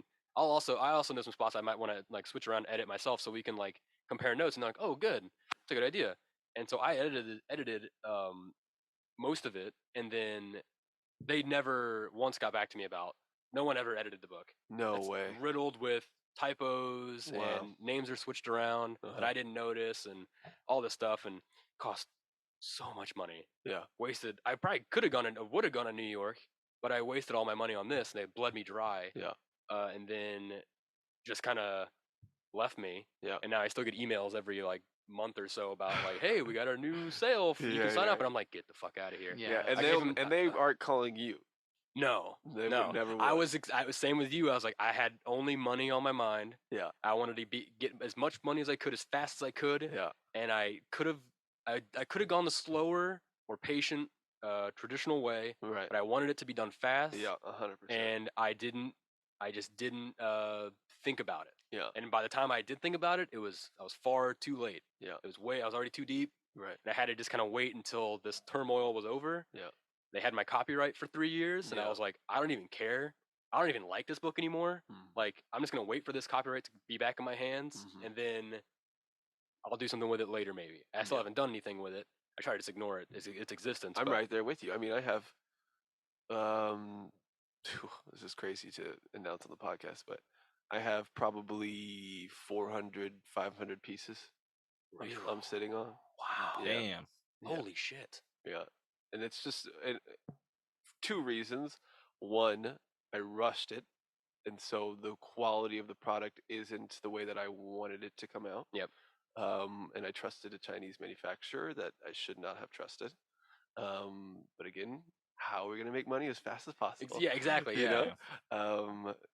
So the reason why I'm able to sit up here and condemn a lot of the things that are going on out there is because I have done them myself. I wouldn't do it if I hadn't, but it's all things that I look back on my past and I'm like, shouldn't have done it. Okay, data points, move on. Let's keep going. That's kind of where I am too. I'm like, I really wish I would have, because I remember emailing my English professor because I had just dropped out of school to do this, and I was like, January 1st, New Year's resolution, I'm gonna have a book by the end of the year. Had it by September. It was in my hands by November, and I remember somewhere in there, I emailed my professor about this company and who I was working with because I was unsure of like, this seems like almost too good to be true. Yeah. And I don't really know. And so I emailed her, and she told me, well, you can either, if you want money fast, you can go with them if that's what you're wanting, just money. Right. But if you want to get like more of a like momentum in like a career or a brand with this writing, you can go in more slow. It's going to take a lot longer. Yeah. And you're not going to get results for a while. Yeah. But overall, it might help you. And I completely ignored her advice. Which is always the way to go. Yeah, kids. always. You have to work. Yes. And now, because I realize that with the show. Yeah. Because I remember immediately hating having video on the show. I was like, what a stupid idea. We're not even known. It's like 3 times as much editing. Yeah. And then I added 2 more cameras. Yeah. And and it takes a long time to edit, but I hate the So start of worth it. dude. I hate waking up and just going, oh fuck, I have to edit, and then I go, oh yeah, I have nothing else to do anyway today. Might as well edit. And then once I start editing, I'm loving it. It's so much fun. Yeah. Sometimes even like if I'm like really tired and just I hate being there. Yeah. Once it's done, I can look in the mirror and go, you got the whole episode done today, bro. Have you read Good The job. War of Art? Yes, I have. I have that book. It's right there underneath the Message in a Bottle. Dude, perfect. I love that book. Book explains what you're saying right now perfectly. Yes. It's like every bone in your body looks at the thing that you really want to do and is telling you, you can't do that. You're going to die. Yeah. But that's literally what it is. That's the decision anxiety that you're talking about. And then it's you overcoming that, doing it anyway, and then realizing that you love it. Yeah. And we're fucking killing at it. We had an interview with shout out Rivertown Review podcast. Yeah. We had another podcast come on. They're based in Hannibal. They do like a whole Hannibal like info stuff. They're great. And we did like an interview with them, and I was so nervous for like 2 weeks. Yeah. I had all these questions written out. I was shaking during the interview. We were sitting side by side, and oh my god, I was drenched in sweat. I could feel the sweat going down my legs, dude. It was horrible. And then the episode ended, and I looked over at Trace, and I was like, I think we fucking nailed it. Yeah. I think we did that. It was like the most fun that we'd had. Oh my gosh. With two people we'd never even talked to. I've never met them. And I emailed her out of the blue. I was like, hey, I just saw you have a Hannibal podcast. We're in Stoutsville. We're very close. You know, we love Hannibal. We have this podcast. It's very small. I don't know if you'd ever want to, talk about Hannibal. We'd love it. Yeah. And they said we were the first podcast that they've ever been on besides theirs. Wow, dude. So it was. They were just belly laughing, and like we're just like, this is fucking awesome. It was so much fun. Which episode is that? Oh, you have to tell me later. That's probably like in the 60s. It's been a while. I'm gonna listen to that on my way home. It's called Hannibalians Unite. Because the people in Hannibal, they're called Hannibalians, which is badass. Yeah. It was so much fun. This is like kind of a long story, but I'll make it short. No. They no. There's a book called the Lost Boys of Hannibal, written by a guy named John Wingate. He's from the Hannibal Quincy area. He wrote this story. I mean, it's a true story about the three boys that went missing in the Hannibal caves and da-da-da. There's murder conspiracies and kidnapping and John Wayne Gacy and all this crazy shit surrounding it. The John Wayne Gacy thing that you told me was... I'm trying to compress it, but yeah, look it up. So much. Look it up, dude. The John Wayne Gacy angle is fucking insanely scary. John Wingate wrote the book. He is the famous author. I mean, I wouldn't call it world famous book. It's a very popular book, at least in Missouri for sure. Okay. And so we put that podcast out, and on our Facebook, John Wingate commented on it and said, "Oh, I have way more information. I'd love to talk to you guys." And dude, I've been obsessed with John Wingate's this story of the Hannibal Lost Boys. Yeah, dude. He wrote this the Bible about it, and I'm like, holy shit, man! He commented on it. It's moments like that keep me going. So where's he at? We gotta get him on the podcast. I know we gotta message him. We gotta email him. We gotta reach out to him. Well, one of the gentlemen that was on there was Harold. He's like interviewed him on the radio. He was a radio guy, old school radio guy. Yeah. And so he'd interviewed him before, and Harold's like, yeah, we'll figure it out. And I'm like, holy cow. Yeah, that'll probably be the beginning of the year, somewhere in there. Hopefully January. I'll wait till the holidays over. Yeah. It's a little extreme, but like for me, there's people out there that just feel untouchable. You know what I mean? Like, Quentin Tarantino at the Comedy Store. Yeah. That seems impossible. Yeah. That you could just run into him. Well, he's probably at the Comedy Mothership now. Probably he probably fucking moved. He's probably in no, he probably did. He probably did. He probably stayed. He probably stays true to Comedy That man Store, loves LA. He's Hollywood. He's true. Blood. I don't think he would go to Austin. He'd be like, fuck that. But like fuck that. John Wingate, even though he's from Hannibal Quincy, like to me, running into him or talking to him just doesn't seem possible. Oh, he's a best-selling author. There's no way we would ever have contact with him. That's a lie. But yeah, you're telling yourself. He's literally, you can do it. He's literally waiting for people to comment and be like, I love your book. Can we talk? Yeah, his second book, I would have a lot of questions for him, for sure. Man, people love to talk about themselves, bro. They do. You just call him up and say, hey, I've got an opportunity for you to talk about yourself for 2 hours. Done. Not only do people like a talking, new book you'd like to people talk love about? people love talking about themselves, but if you give them permission to talk about themselves, they're like, "Oh, I'm 100% down for that." Yeah, he doesn't. Because sometimes you're like, "Oh, maybe I shouldn't say." I'm sounding a little braggy, but if someone's like, "No, brag," and you're like, "Okay, if you say so." Let me get my briefcase out.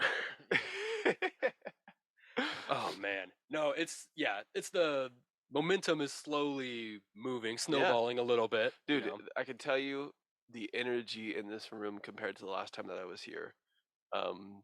It's just like you guys. It's very clear to me that you're gonna make it.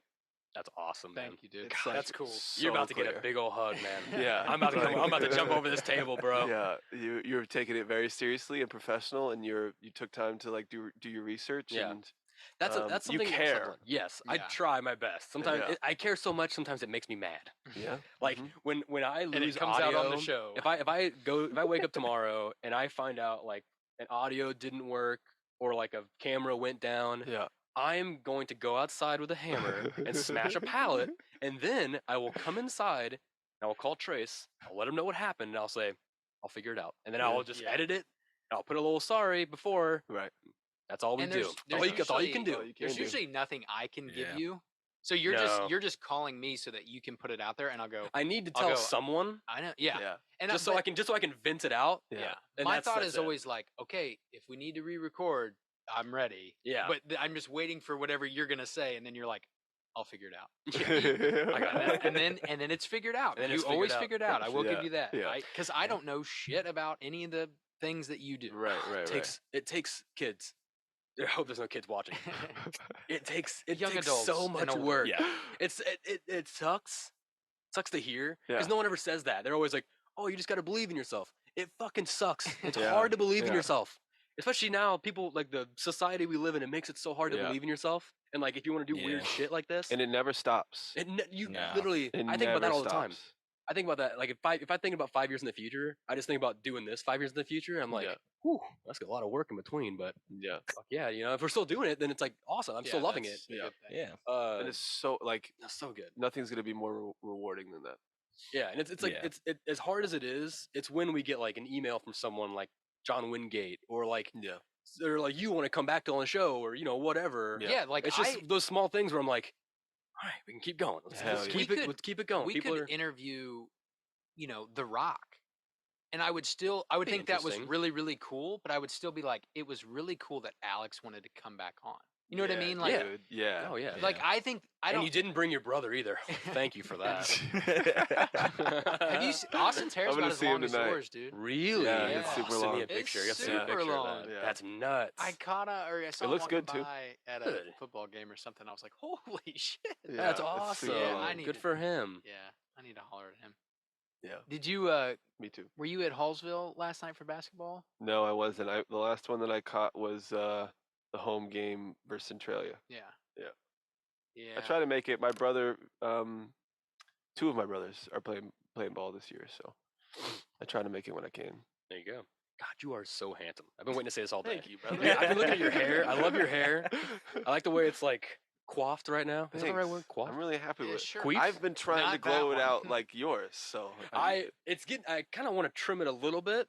Just because, I'm trying to keep it healthy. No, you look amazing. Yeah, come on now. You do. Stop. Come on. What are we doing here right now? You look like you should be on a podcast called Mellow Brick Road, dude. I live vicariously through this dude. Yes, it's happening. Please tell me one. Okay, you're on one camera. Okay, we're good. Oh, yeah. Love you too. That was awesome. Good stuff. Yeah. Hey, here's while I'm in a good mood. Guess what? You know how I found all that stuff in my notebook the other day, all those bookmarks, and I found a bookmark from the book. From the book. No way. I found because they marketed. They gave me a bunch of like business cards and bookmarks and stuff, and I ripped it up and threw it in the fucking trash. Wow. Didn't even read the synopsis. I have been thinking about it though, so I feel like I might look at it again lately. Your book? Maybe. Oh, 100%. Oh, I've read it. I think it's great. I'm in a. There's parts of it that really make me upset to talk good about. Because I was 19, I was single.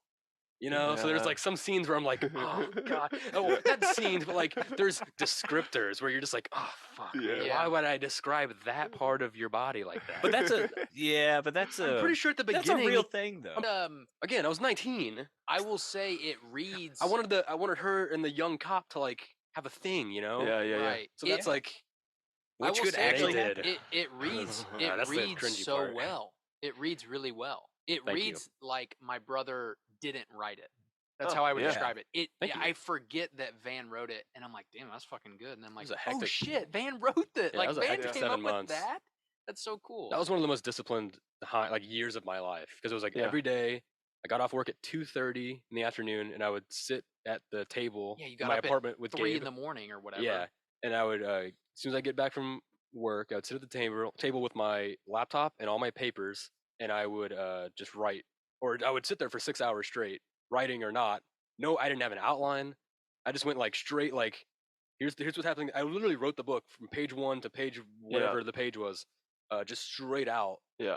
And then as I was writing it, I'd have to like go through notes and like, oh, I'm gonna take this page, and I would cut it out, and then I would move it to like 10 pages back, and I would do that. So, dude, same scenario with my hectic. project. I loved it though. I loved the and chaos of it. It's so much fun, and that's kind of what this is. It's kind of fun. I was thinking about this the other day. Was that during COVID, by the way?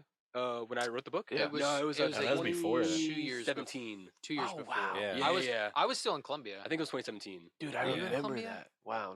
Because I was in I was Columbia still in when I wrote college it. when you wrote it. Wow. So Yeah, I was living with Gabe. That was my first apartment. yeah, I was at Me and Gabe were UCM. living at Brookside. Payson? No. Yeah. Oh, cool. Best roommate of all time. Oh, Gabe's So- amazing. Yeah. Besides like Trace and stuff, but Gabe was a great roommate because he kept everything clean. Yeah. And he's just a fun time. Yeah. He Yeah. introduced me to a lot of musicals I'd never seen or heard of, which was cool. fucking awesome. Yeah. Such a good He's time. living amazing. in Chicago. He's in He's in Chicago Chicago now. right now, man. He's Sick. living my dream right now in Chicago. He'd be a Wow. great guest. I would love to have you. Gabe. Oh, wherever my how have I camera is. never Would. thought of that? I love Gabe. That makes me so sad I haven't thought Yeah. about that. Yeah. I had my friend from Chile on here before Gabe. Yeah. I need to get him back on here too, Alejandro. What's up, Alejandro? Yeah. I still remember you. I'm still coming down there. Didn't we have some? Okay, sorry. You did, Ramon. Ramon, dude. I already knew what you were gonna yeah. say, bro. Yes. He helped me on my Spanish homework, dog. Dude, Ramon. Could you imagine coming from Chile to Shelbina, Missouri? I think about I that. can't. all the Yo, time me now. too. right there. All those, You know all what's those kids baffling? that came here. Yeah, that's what baffles me. Every year we had a foreign exchange student. It seemed like Yeah. it's just like how? How did you How guys did like they find this land- place? Dude, my Here. first overseas trip was going back with one of them to go see his home in Rome. He came from Rome Dude, that's to Shelbina, dude. crazy. Who was He that? I went to go see him, and he was like, "Oh, here." But by the way, here's the fucking like he's showing me the all everything. You know what I mean? Dude. Like the Coliseum and Here's the everything. Coliseum. And I'm like, "This is your home, and you came and lived with us." You came to dude?" Shelbina. You There's left nothing here. here. Yo, That's so funny. But I bet he'd never seen a cow before. probably not. Maybe, I don't know what Rome Probably has. not. It is maybe funny that earlier is than the I always first think about place it. that I went to after I graduated. That is so cool. What a cool spot. I always wanted to go to Ireland. If I ever Yeah. traveled, when I travel outside the U.S., my first spot, I always wanted to go to Ireland Yeah. or the back country of France, somewhere like not a big city. I like just going to the small towns of Yeah. different places and like just hanging around those people because Yeah. they're the same. Small town people are the same everywhere. Right. Yeah. They're kind of Yeah. suspicious of you because you're an outsider, Right. but like they're extremely friendly still. Yeah. And then if you're nice and polite, then they're super friendly to you, and then you're like family. Yeah. It's so fun. I love it. 100%. I love Alex, it. where's the dream trip? Where do you want to go in the world? I've been saving Tokyo for years. Wow. Yes. You know, Tokyo go would be with you. dope. Thailand. I did Thailand. Amazing. I want to go back. That was Yeah. right after I got out of college. And China was incredible as well. But Tokyo is the one that I've always said that I'm gonna wait till I have real money to do it right, Oh, Yes. which is Yeah. really silly. But at the same time, I said the same thing when I went to New York, and that ended up having amazing, life changing Right. Yeah. experiences. So I'm still holding out for that one. I also want to go with people, and it just Yeah. like feels like something that's I very don't know. difficult. I guess I'll go to Tokyo. Yeah, It's fine. I'll check my calendar. I guess I'm sure I have free time for Whenever that. you guys are ready, We can shoot. We can shoot in Tokyo. Yeah. Yeah. That'd be fun. Oh my I- god, crazy. I'm. That's a world that I don't know anything about. I mean, Yeah, exactly. There's Yeah. there's. I don't mean anything by this. There's people that are just interested in that world. I just have never really paid attention to it.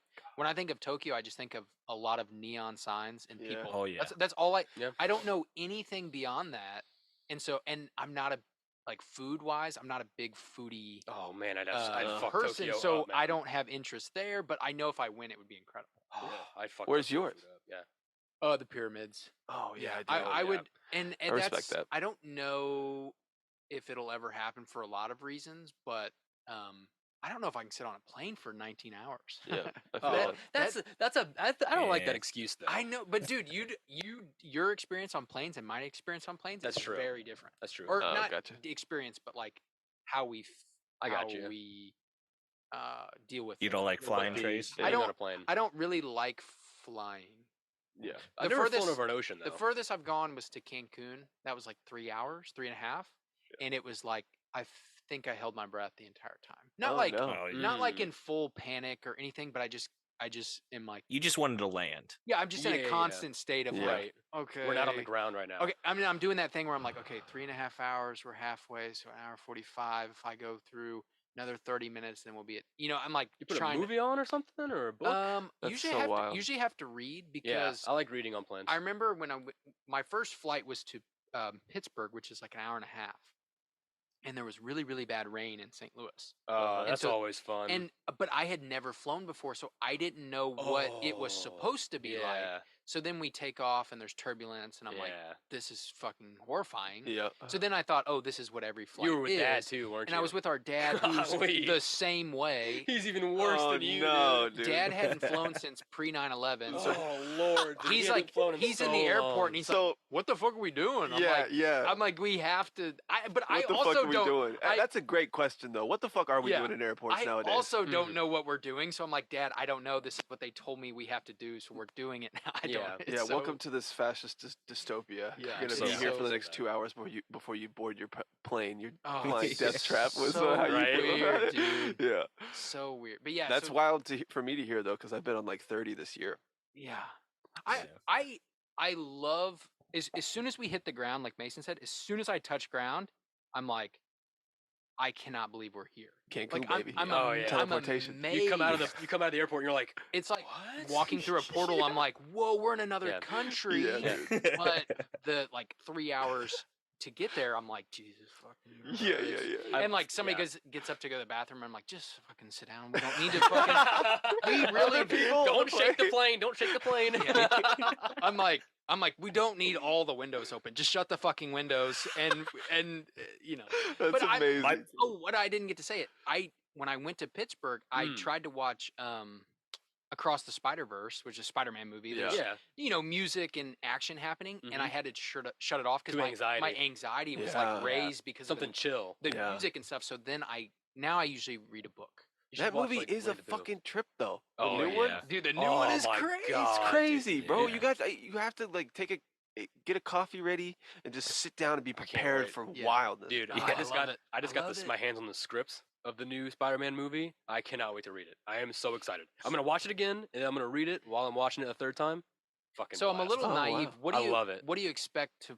What's in a script? It's 160 pages, yo. Yeah. So it's the longest animated movie ever made, besides like maybe one in Russia, like a long time ago, where they were trying to break insanely, it's huge. But it's animated, so isn't it gonna be like pretty to like the finished product? I don't know. I'm just saying, like some scripts. I don't know if it's the final version of the script or because I don't think there's any camera direction or anything in it. Okay, that was what I was gonna ask. Anime, they still do because they still do like cinematography. They just draw. They do it on storyboard and they draw it out. But this is like similar to like manga. No. It's like a straight up script, like a full on like movie script. I thought what manga was. Movie scripts. Well, you know what the original title of the movie is? On the script it says Whack-A-Mole. AKA Spider-Man Across the Spider-Verse. Probably as a way to hide that was a working title. The working title, it's just a straight up movie script. Yeah. I guess I was asking more like since it's animated, it seems like they had to have it figured out already. When you have live action, no, because you're just thinking of the story, right? And then they took a ton of stories and pieces of comics from like thousands of different Spider-Man characters, creators, artists. God, it's gonna be quite the read. I can't wait. Are you excited for me to bring my PlayStation so you can play Spider-Man 2? Yeah, dude. Yeah. I'm very excited. It is. I've been waiting. I'm 27. I'm fucking pumped. Yeah, it is so good. Oh, I bet you're gonna love it. I love it. Yeah. Mason, have you played the new Zombies? I have played the new Zombies. Yeah. What do you think? Oh, it's okay. I like the turn-by-turn stuff, honestly. But like this is fun because it's multiplayer and it's huge, so you can join other like multiplayer groups if you wanted to. Yeah. Oh, that's cool. It's fun. I don't know. When it comes to zombies though, I'm more like I kind of miss just like the classic stuff, you know? Just like give me just give me like the classic like 3 or 4. Give me a pack-a-punch weapon. Give me hell yeah, dude. give me Juggernog and how like long can we last? Yeah. Mason and I we played hours of zombies back in the day together. Also, like one of my first Instagram posts was just a picture of you and I in Miss Newbar's class drawing for Ruck, the second one, where you split you up, you know, and we were drawing it, like trying to figure out what's the best strategy to like beat it. Dude, that's amazing. We used to play Minecraft in high school. Oh hell yeah! And we would like, I was like playing Architect, where I'm like getting the dimensions of what we were gonna build that night. You made the pyramid to scale. Yeah. Oh, you made a pyramid of that during school. Yeah. Oh, like during class, we would be like, okay, guys, we do need somewhere to brew potions, and I'm like, what if it's the shape of the potion jar? And they're like, love it. They're like, that's a cool idea. How are you gonna do it? And I'm like, dude, I'll see you next hour. And I'm like, fucking in there, like, okay, if we go, dude, I kept them because if I forever for any reason like have some sort of thing where they, you know, having like a museum exhibit about me or something, those notebooks would fucking be in it, dude, because like how I used to sketch. What? No, dude. I love it. It's just funny. Dude, I love it. No, it's just a funny thing of I want to see like, if they ever have a museum about me. Yeah. Like if I ever do something in my Minecraft life, papers are gonna be in there. I just love that thought of like that's just awesome. This is where he started. Yeah, I just love that. That just makes me. I can probably find them. I think they're here. I don't think I have them at my house. I think they're here because I want to see them. They're actually insane. They're very impressive. How much they're impressive. I was like professional doodler back in high school. You made the Mizzou arena. When you drew the Mizzou arena, you're like, I'm thinking about doing this. I was like, you did it. So have you ever considered architecture? I love the idea of it. I would say I appreciate architecture more than I ever had a desire to pursue it. I can just like go to a city and appreciate it and like appreciate the design of it. That's funny that you asked that because I was on the drive over. I was thinking about what your take is or your feel on like architecture turning so minimal. How you feel about that? Because our cousin Terry has a very strong opinion about it. Ooh, yes, he does. He's like minimal to the max, as in like he lives in a car, a van. He's like, he's got a bed in there. It's got shelving. It's got, you can straight up live in that. Oh, but wow, even clothing and shoes, and he's very all his workout equipment, like it's all in there. It's very organized, and then he's just a very minimal person. He doesn't spend his money on crazy frivolous things. He doesn't have like social media or like the Hulu or whatever. But having said that, he like me does not like big gray buildings with windows. Right. Or very 1984. We don't like this weird like dystopian. Yeah. Everything looks the same landscape that we have now. Well, don't get me started. But I also have an understanding of it's cheaper, it's quicker to put up, it's easier. You don't have to hire as many people. Yeah, but is that how we want our United States to be, man? I get those things, but I don't accept them. Like we can be better than that than just another gray building. Everything is so easy. They want it done quick, and they want it done easy. Quick is the word. Quick and cheap. Everyone is trying to get things done as fast as they can. That's why you got to make those. That's why all videos now are like 3 seconds long. Right. Because no one wants to watch a 10-minute video. Yeah. They want to watch 3 seconds. Haha. Next one. Right. Haha. And then they just do that. And then that's what they do. Yeah. People don't like. I mean, people were mad at us for doing hour episodes at the beginning. Right. Because like, an hour episode. I'm like, you don't have to watch it all at once. Like it's an hour. You can't just have it on in the car or whatever. Like it's not that bad. Yeah. But everyone wants. I mean, quick and easy is just no fun.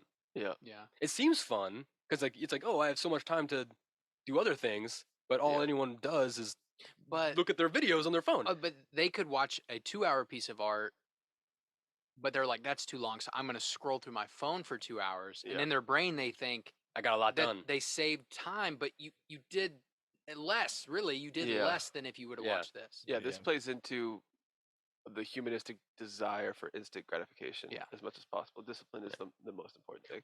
It's sort of like the phone, like the ringtone where it beeps and you're like, oh, you get the dopamine rush because you're like, oh, it's a message. It's like that has like expanded out into like other like YouTube and other like TikTok, like that kind of like instant gratification. Or I guess you could go back to like casinos and like lottery machines. That started, and then phones have that.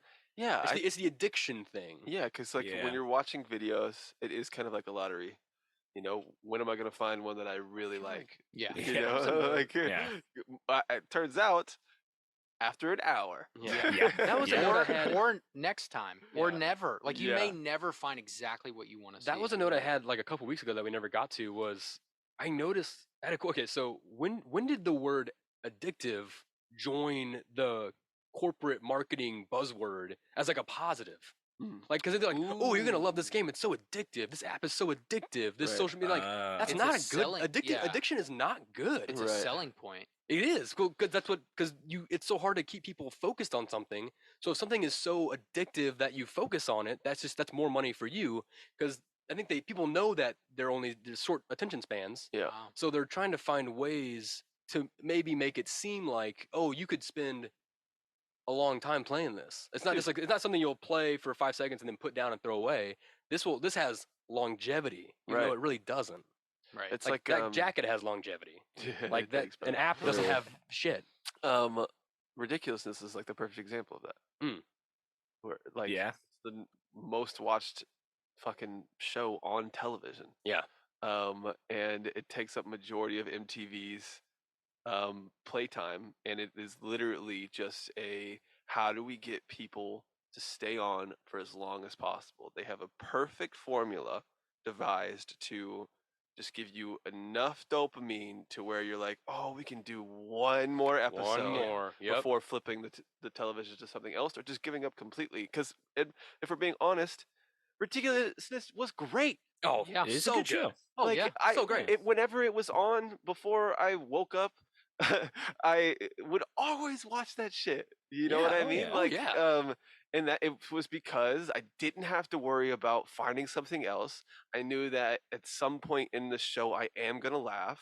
And if I've already seen it, well, there's another episode coming on right after. So let's just hold off until that one. I've already enjoyed. Plus, this episode was funny. Yeah, this episode I enjoyed this episode, so I'm gonna watch it again. And who cares? Yeah. Oh, the kid falls down again. I love that. It's when something like that, like where it's so fun, where you notice how like kids are fucking stupid. It's amazing. Exactly. It's things like that where you notice. By the way, oh my god, congrats, brother. Thank you, man. I appreciate it. I was so. Hey, I'm gonna be honest. Uh-oh. I was gonna say something. Wait, what's going on? You're fine. Oh, you're hugging. Okay, good. I didn't know what was about to happen. Thank you. I have not announced it on the podcast. I was about to say I didn't know what you wanted to do. You're fine. No, keep it in. We did get good news. We did our genetic testing. Who? Me and you? Yeah, me and you. Van's pregnant. We're brothers. It's official. We're brothers. We just got our genetic testing back, and everything's all good. Macy's miserable, but that's kind of where we're at. That's a woman for you. Oh, gotta complain about something. Oh, this is like the. I'm so glad she doesn't watch. Dude, I almost said something that was really gonna get the show canceled. Wow. Dude, we're not afraid of canceled here, bro. It's the one thing you're supposed to be able to do. Don't complain about it. I'm so glad she doesn't. Just growing another human, no big deal. I love women. I'm just gonna say that you're just growing a human women. being. I love you, Macy. Just it's not like you're growing a blue whale in there. Come on.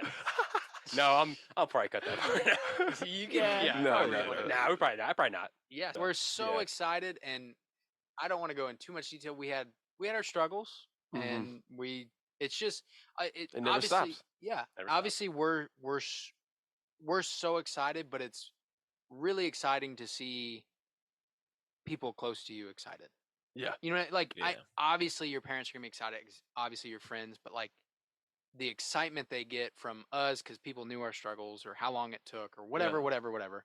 And there's people that have way worse, issues than us, but like I don't know. It's just a really cool, it's just like another thing of, oh yeah, these people fucking love us. Yeah. Full circle back to family. Like when you do something this big in your life you really see who is there for you and is going to be around you for it. Dude, and I think that it's important. Love you, bro. Love you. I think also, which I'm not a father, I think it's my destiny to be a father. Mhm. I do think that is my ultimate goal in life is to be a good father, which we'll see how that plays out for me. Yeah. But dude, there's literally, you could do anything else with your life. Yeah. Nothing else matters. You have a fucking kid. That's amazing. It's amazing. I'm excited. Not that I'm like, I don't want to be like a downer here. I don't always feel like I have a lot of purpose. Or you kind of get stuck in the grind of things, and is this job really me? Is this who I am? Is this what I'm about?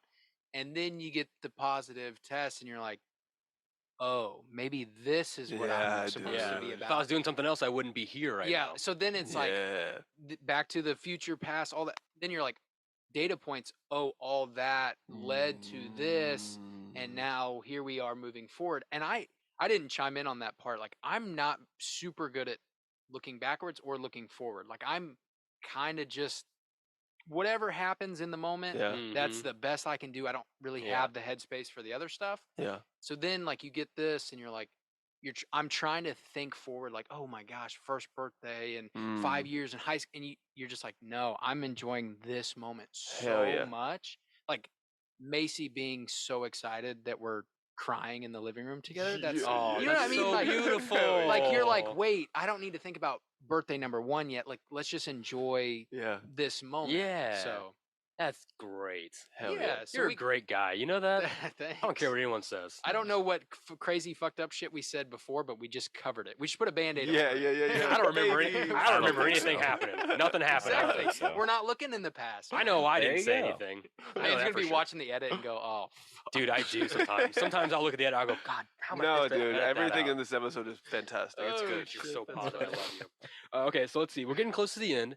I do have a quote for the end of the show, but I'm going to do another one real fast, Trace, just because, life is full of struggles, but as Kurt Vonnegut says, so it goes. So it goes. So you just, it's going to happen. So it goes. Just let it happen, Just keep moving. This too shall pass. I have one more question for Durbin, just so you can ask. It was something that you can do, and you're going to look at all of us, and you're going to make a decision on this, okay? Okay. So... do you think you'd be able to think of one piece of attire or like an accessory for each of us that you think would boost our looks or like elevate our vibes or our auras or whatever? Can you think of one, like even if it's like a nose piercing or like a tattoo on the face or a new hat or a ring or something? Because if you could look at all three of us, and if you had to choose, like, if you could think of one thing that you think would boost us, what do you think it would be? Okay, I have two answers to this. I think a good jacket changes everything. Like, that's a good answer. To that point, I think I have more jackets than shirts right now. At least shirts that I would leave the house in. So I think a good jacket is super important for a man. It can that's the first thing that when you walk into a room, or coat. When you walk into a room, people are going to see you in that, and then that's the way that they're going to think about you from that moment on into the night. And then if you can conquer a hat, it doesn't have to be any type of hat, like specifically, but if there is a hat that you're like, man, I would love to be able to pull that off. You can pull that off. Yes, and when you do, you're gonna be the coolest fucking cat. Dude. Yeah, dude. That's a good point, because it is conquering a hat. Because it almost is a fear sometimes. It is, especially to move away from just a ball cap. Yes. There's so many different kinds of hats. I've had a fedora. Well, even for me, I recently bought my first baseball cap. Really? Like and it was an American flag. I wore it to the Taboo show, which if you don't know Taboo, shout out Taboo. Shout out Taboo. I wore it to that, and I'd never worn anything like that out, period. A baseball cap? Like, who the hell am I? Yeah. That's me, I fucking built a fashion company. You're wearing a fucking ball cap? Shouldn't you have like a crazy hairstyle or something? And I hated it, but my girlfriend was like, "You are the hottest I've ever seen you." And I was like, "What?" Sometimes you're just standing in your own way, Yes, dude. You really just need someone else to just let you know, hey, everything's going great. Yeah, you're killing it right now. Yeah, you're absolutely right. I tried that. When I was around this like 19, 20, probably early 20s. I tried to do the newsboy. What do you call those hats? Like the Peaky Blinders hats. Oh hell yeah! I love those hats. I think I still might have it because we would. I was with a buddy of mine at work. We were both talking about it because we were watching that Peaky Blinders show. Yeah. And he had one and he wore it to work one day. I was like, no way. Yeah. And he's like, yeah, you should get one. So that day after work, I went to Kohl's or whatever and I bought one. And then every day after that, we got like 4 other guys that worked to do it too. Yes. We'd post up, we'd wear it forward. Sometimes I'd wear it backwards like Samuel L. Jackson, bro. Oh, dude. It was pretty wild. Man. It was wild. I didn't put razor blades in mine though. Yeah. Sometimes I wish I would have. Some people at work, But no, like it was one of those things because some people would go, dude, you guys look so stupid right now. Yeah. But sometimes it'd make me puff my chest out even more. Like, no, I don't. I look fucking sweet. Yeah, you do. I look dope as hell, and you're just jealous of it, bro. If you could pull off that hat, dude, you were the coolest person in town. I don't give a fuck. It's like the confidence. If you have confidence in whatever you're wearing, like you're killing it. You follow that Instagram on New York fashion or whatever, right? Yeah. Oh yeah. That's people wearing. Sometimes they wear just the most ridiculous things you've ever seen. Wait, which one is it? The one you shouted out last time. Yeah, I was on that one. Yeah, you were on that one. Yeah. Yeah, I don't remember what it's called at all, but it's not important. I just love. It's one of those things. 'Cause I think Mom has it too, and she always tells me, she's like, it's just sometimes I don't understand what they're wearing, right? But the confidence they have when they're wearing it makes me so impressed and happy. That's what I wanted to say earlier. Was like, there's wackadoo stuff out there that I'm like, oh, I could never wear that, but I'm like, but they're killing it. Yeah. Like I think it's wackadoo because I live in Shabbona, Missouri, and but like, they're killing it.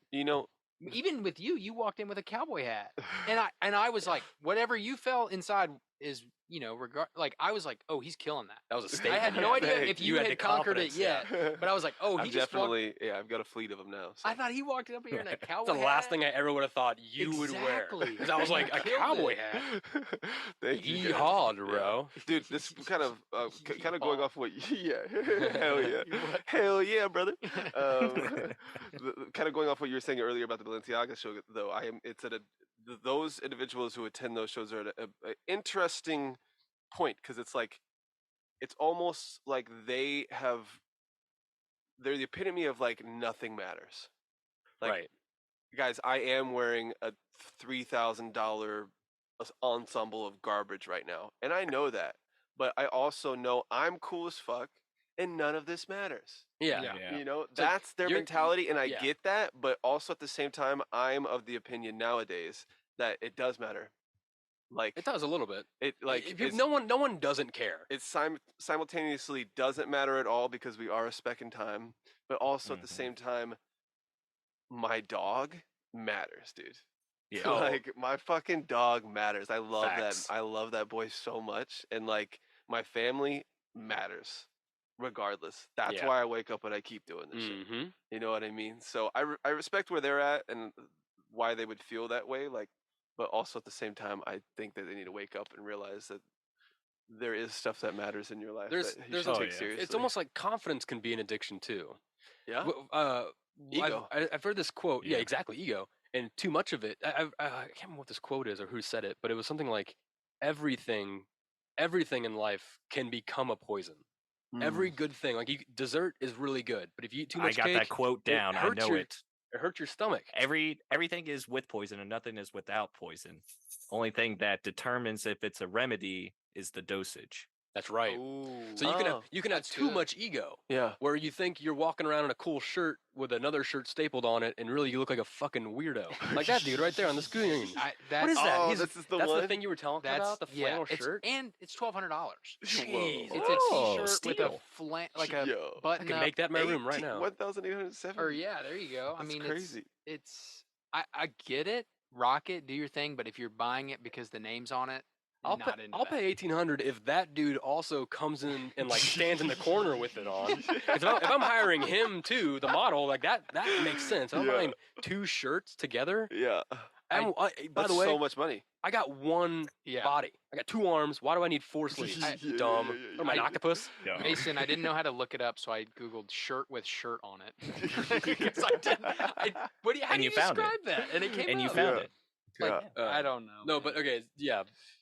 There's some, but you know what's hilarious about that, Trace, though, is that Balenciaga did that in hopes that you would pull it up on a podcast. That people would talk about. We talk about that all the time. We will go into an hour discussion on something and we'll go, you know why this was the way it is? Because they want people to talk about it. God. And you know what it makes me want to do? In my head right now, it goes, ding. Yeah. I want to cut the whole fucking section out if we talk about this shirt. Hey, bleep it. I don't Because sometimes Kenny goes, where's that 30-minute story you told? That was crazy. I'm like, I cut that shit out because in like 10 seconds of it, I said something and I was like, nope. Yeah, just you're not getting the airtime. I'm cutting you out. That's why I like being the editor, though. Yeah, I get to make those decisions. You do. I am God. That's the ego. That's it. I knew it was here somewhere. Well, I only bring the ego out when I'm in the studio. Okay. I have to. If I don't, I'll just crawl into a ball and I'll just rock until you all leave. Back on my shirt. You're worthy of it. Yeah, but we don't do that now because I think we might be at the end of the path, everybody. Oh, wow. I think we've walked the entire Mellow Brick Road today. Hell wow. Yeah. So much fun. God damn it, Alex. You are a good time. Oh my gosh, I'm so and thankful you're to welcome. be I here, will guys. fight anyone anytime. that has anything negative to say about you, and that includes your family. Thank you, brother. I Any of them. appreciate that. You let me know of any of them. I'll be at your Christmas tonight. Actually, I got this text from Austin earlier. No, I'm just kidding. I'll braid his hair into my hair, and it'll be stuck with me forever. Wow. That's a sketch. Amazing. That's a good idea. That's for Write it down, Patreon. write it down. Oh, Patreon. I needed this, guys. No. Honestly, I that's really good. did. So I really appreciate you having me. Oh, I love it. I love you, man. You're love you. so much fun. You're so inspiring. Thank you, bro. Yeah. I do. Well, before I get to the end quote, go ahead and round the table. Tell everyone where they can find you online. Let's start with Trace. Tita Projects on Facebook. More like I pictures. said, there's something available to purchase right now. You're supporting a small business. Buy a T-shirt, buy a hoodie. I just had an order for 5 hoodies. All right. That's a milestone, Dude, that's awesome. Hell 5 yeah, hoodies. dude. That's awesome. That is sick. 5 hoodies. I'm pretty excited about it. I they're meant to going- cancel 4 of those, Trace. So Okay, cut that out. Cut that out. no, I'm just kidding. And there's a couple going to different states, which is, I mean, I know the people, they're from here, but they live in different states now. So Yeah. it's just cool that somebody's gonna be walking around with a Tita hoodie. So yeah, buy That's a shirt, sick. buy a hoodie, buy the big nativity scene that Van put on the screen, and follow along. There. Yeah. Great. Shout out to.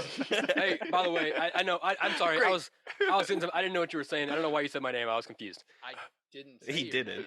No. That's It's hey, the ego. The best part is I mess up like this. Cut it all out. No one's ever gonna know. I'll keep it. This is the- Dude, I think you keep everything from I this probably will. episode, bro. This This is a adds to- great Well, I have an episode. idea. I'm gonna start posting like the full unedited versions on Patreon, like the full. Like I'll probably put this whole Oh, thing. And that's a just throw great it up on that idea. way, Patreon. yeah. Yeah. But I did Then we want to should say real Get some fast clips. before we get Oh into yeah, Mason. You do you. You do you. I wanted to say thank you to everyone that's been writing emails, sending them in.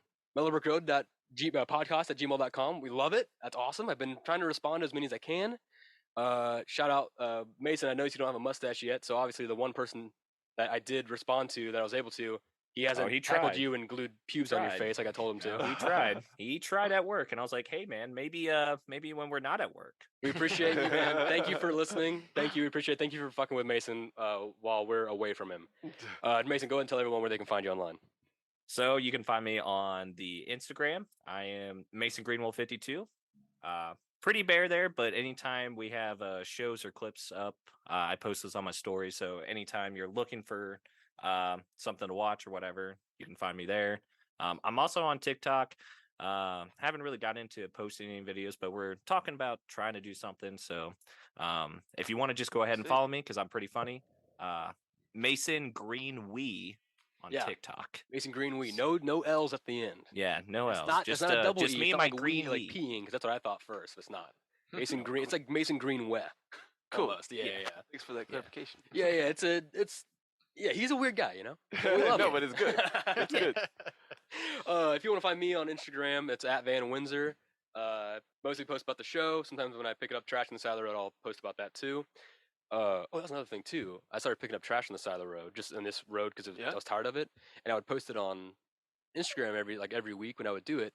And I stopped posting it on Instagram when I do it because I started to get to almost immediately. I got to a point where I almost wanted to come inside and grab a trash bag that was full and be like, look at all the trash I picked up today, to make it seem like I picked up more. And I was like, done. As soon as I thought that, I was like, I'm not doing this anymore. I'm not posting this, because I immediately started like trying to make it fake. Yeah. And in reality, I should have been showing the smaller bags going, not as Yeah, much it's trash working. anymore. You don't It's need working. to take a lot. Yeah, just one piece. It's more than everybody else. Yeah, pretty much. You know what I mean?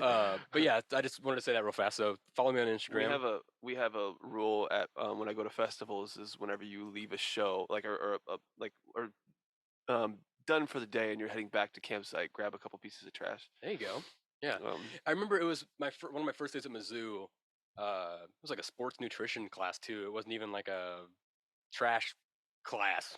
It was a trash class, I guess. It wasn't trash 101. Plenty of those. But he said like he was saying like, oh, don't you guys think we have like a really beautiful campus? And we're like, oh yeah, it's gorgeous because it's like everyone in the country talks about the botanical gardens of Mizzou. It's beautiful, all that stuff. Right. And he's like, here's a fun experiment for you guys to do. First piece of homework. I want you guys, when you walk back to your dorm rooms or your apartment or your cars or wherever you're going back to, count how many pieces of trash you see on the walk back to the parking lot.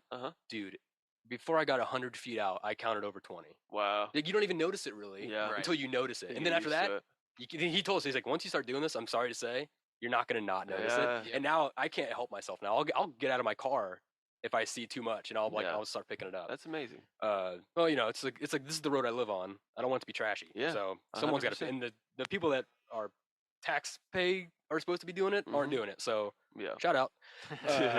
But if you want to follow the show on Instagram, it's mellowbrickroad.podcast on Instagram. We post every week. We post most of the time. We'll post on Monday, like certain small images of things we talked about. Like I'll probably put that weird 2-shirt thing on there for Monday. And to kind of like give people like see if you can figure out what we're going to talk about, and then Wednesday it'll post.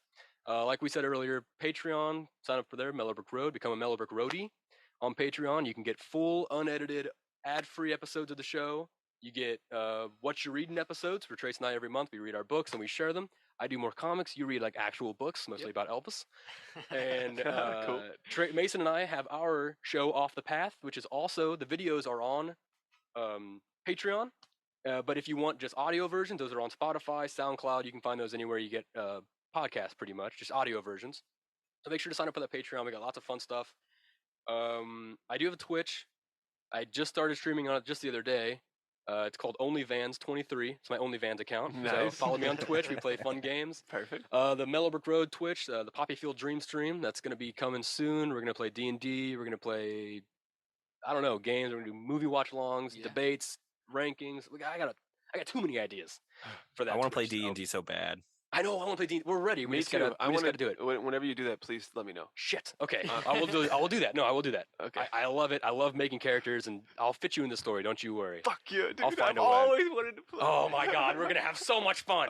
Okay, so follow the Twitch. We're like little kids again. I love it, dude. I love it. Full circle. I hate being an adult, man. Taxes suck. Yeah. And they're fake. They are fake. Thank you. True. Anyway, God, me and you. I feel like me and you in a room alone. We could scream. To talk about. We could scream back and forth a lot because when Trey starts like squirming, that's when I stop. So I feel like me and you could just like bounce off. Get back. Yeah, when you do that motion, when you squeeze your forearms, this is like defense. Like that's what I know. I'm trying to protect myself from. Yeah, that's what I know. Mason just puts his hand over his camera.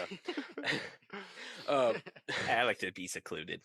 But yeah, follow us on Patreon. Almost forgot to say, don't forget to sign up for Hoopla. All you need is a public library card. It's free anywhere you go in the country for a public library card. You sign up, put your number in there. Unlimited access to all, I think it's like 10 borrows a month. 10. Some are, if it's a bigger library, it's 15 for some reason. I don't know. 10 to 15 borrows a month, which is more than you need. It feels like you're stealing. Yes. That's how it feels. Like it's that good. They put brand new movies on there. Dolly Parton's brand new album that just dropped is on there. Wow. So like they update really fast. It's not always, but you'll be surprised like how new something could be on there. So many good comics. So make sure to sign up for Hoopla. We love them. It's the one that we're actually. Is that Bible comic on there? Yes, it is. The Kingstone Bible is what it's called. All right, I'll check it out. Fantastic. The illustrations are so well made. I think that's everything. Follow the show on Spotify. Follow us on YouTube. We have the questionnaire and the poll on Spotify every week. If you're watching on Spotify right now, just scroll down. It's right there. If you're watching on YouTube, get the fuck off YouTube. Go to Spotify, answer the question, then go back to YouTube and hit play again. SoundCloud, you're fucked. There's nothing to do on SoundCloud. No, I think the question's in the description. Make sure to comment on there. I think that's everything. Alex, do you have anywhere that they can find you? I know you have a Facebook, but I don't know if the only thing I'll say is find me on Facebook if you.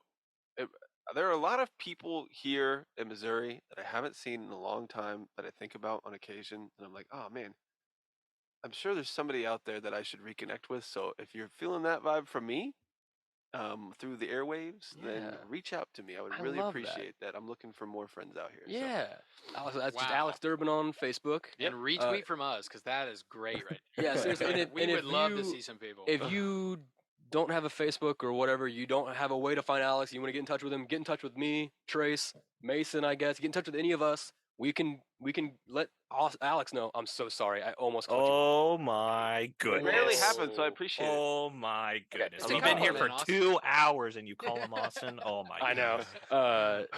But yeah, so get in touch. If you want to get in touch with Alex and you can't, get in touch with us. Let us know how much you love him. We'll let him know how much you love him, and we'll try to, connect the dots that way.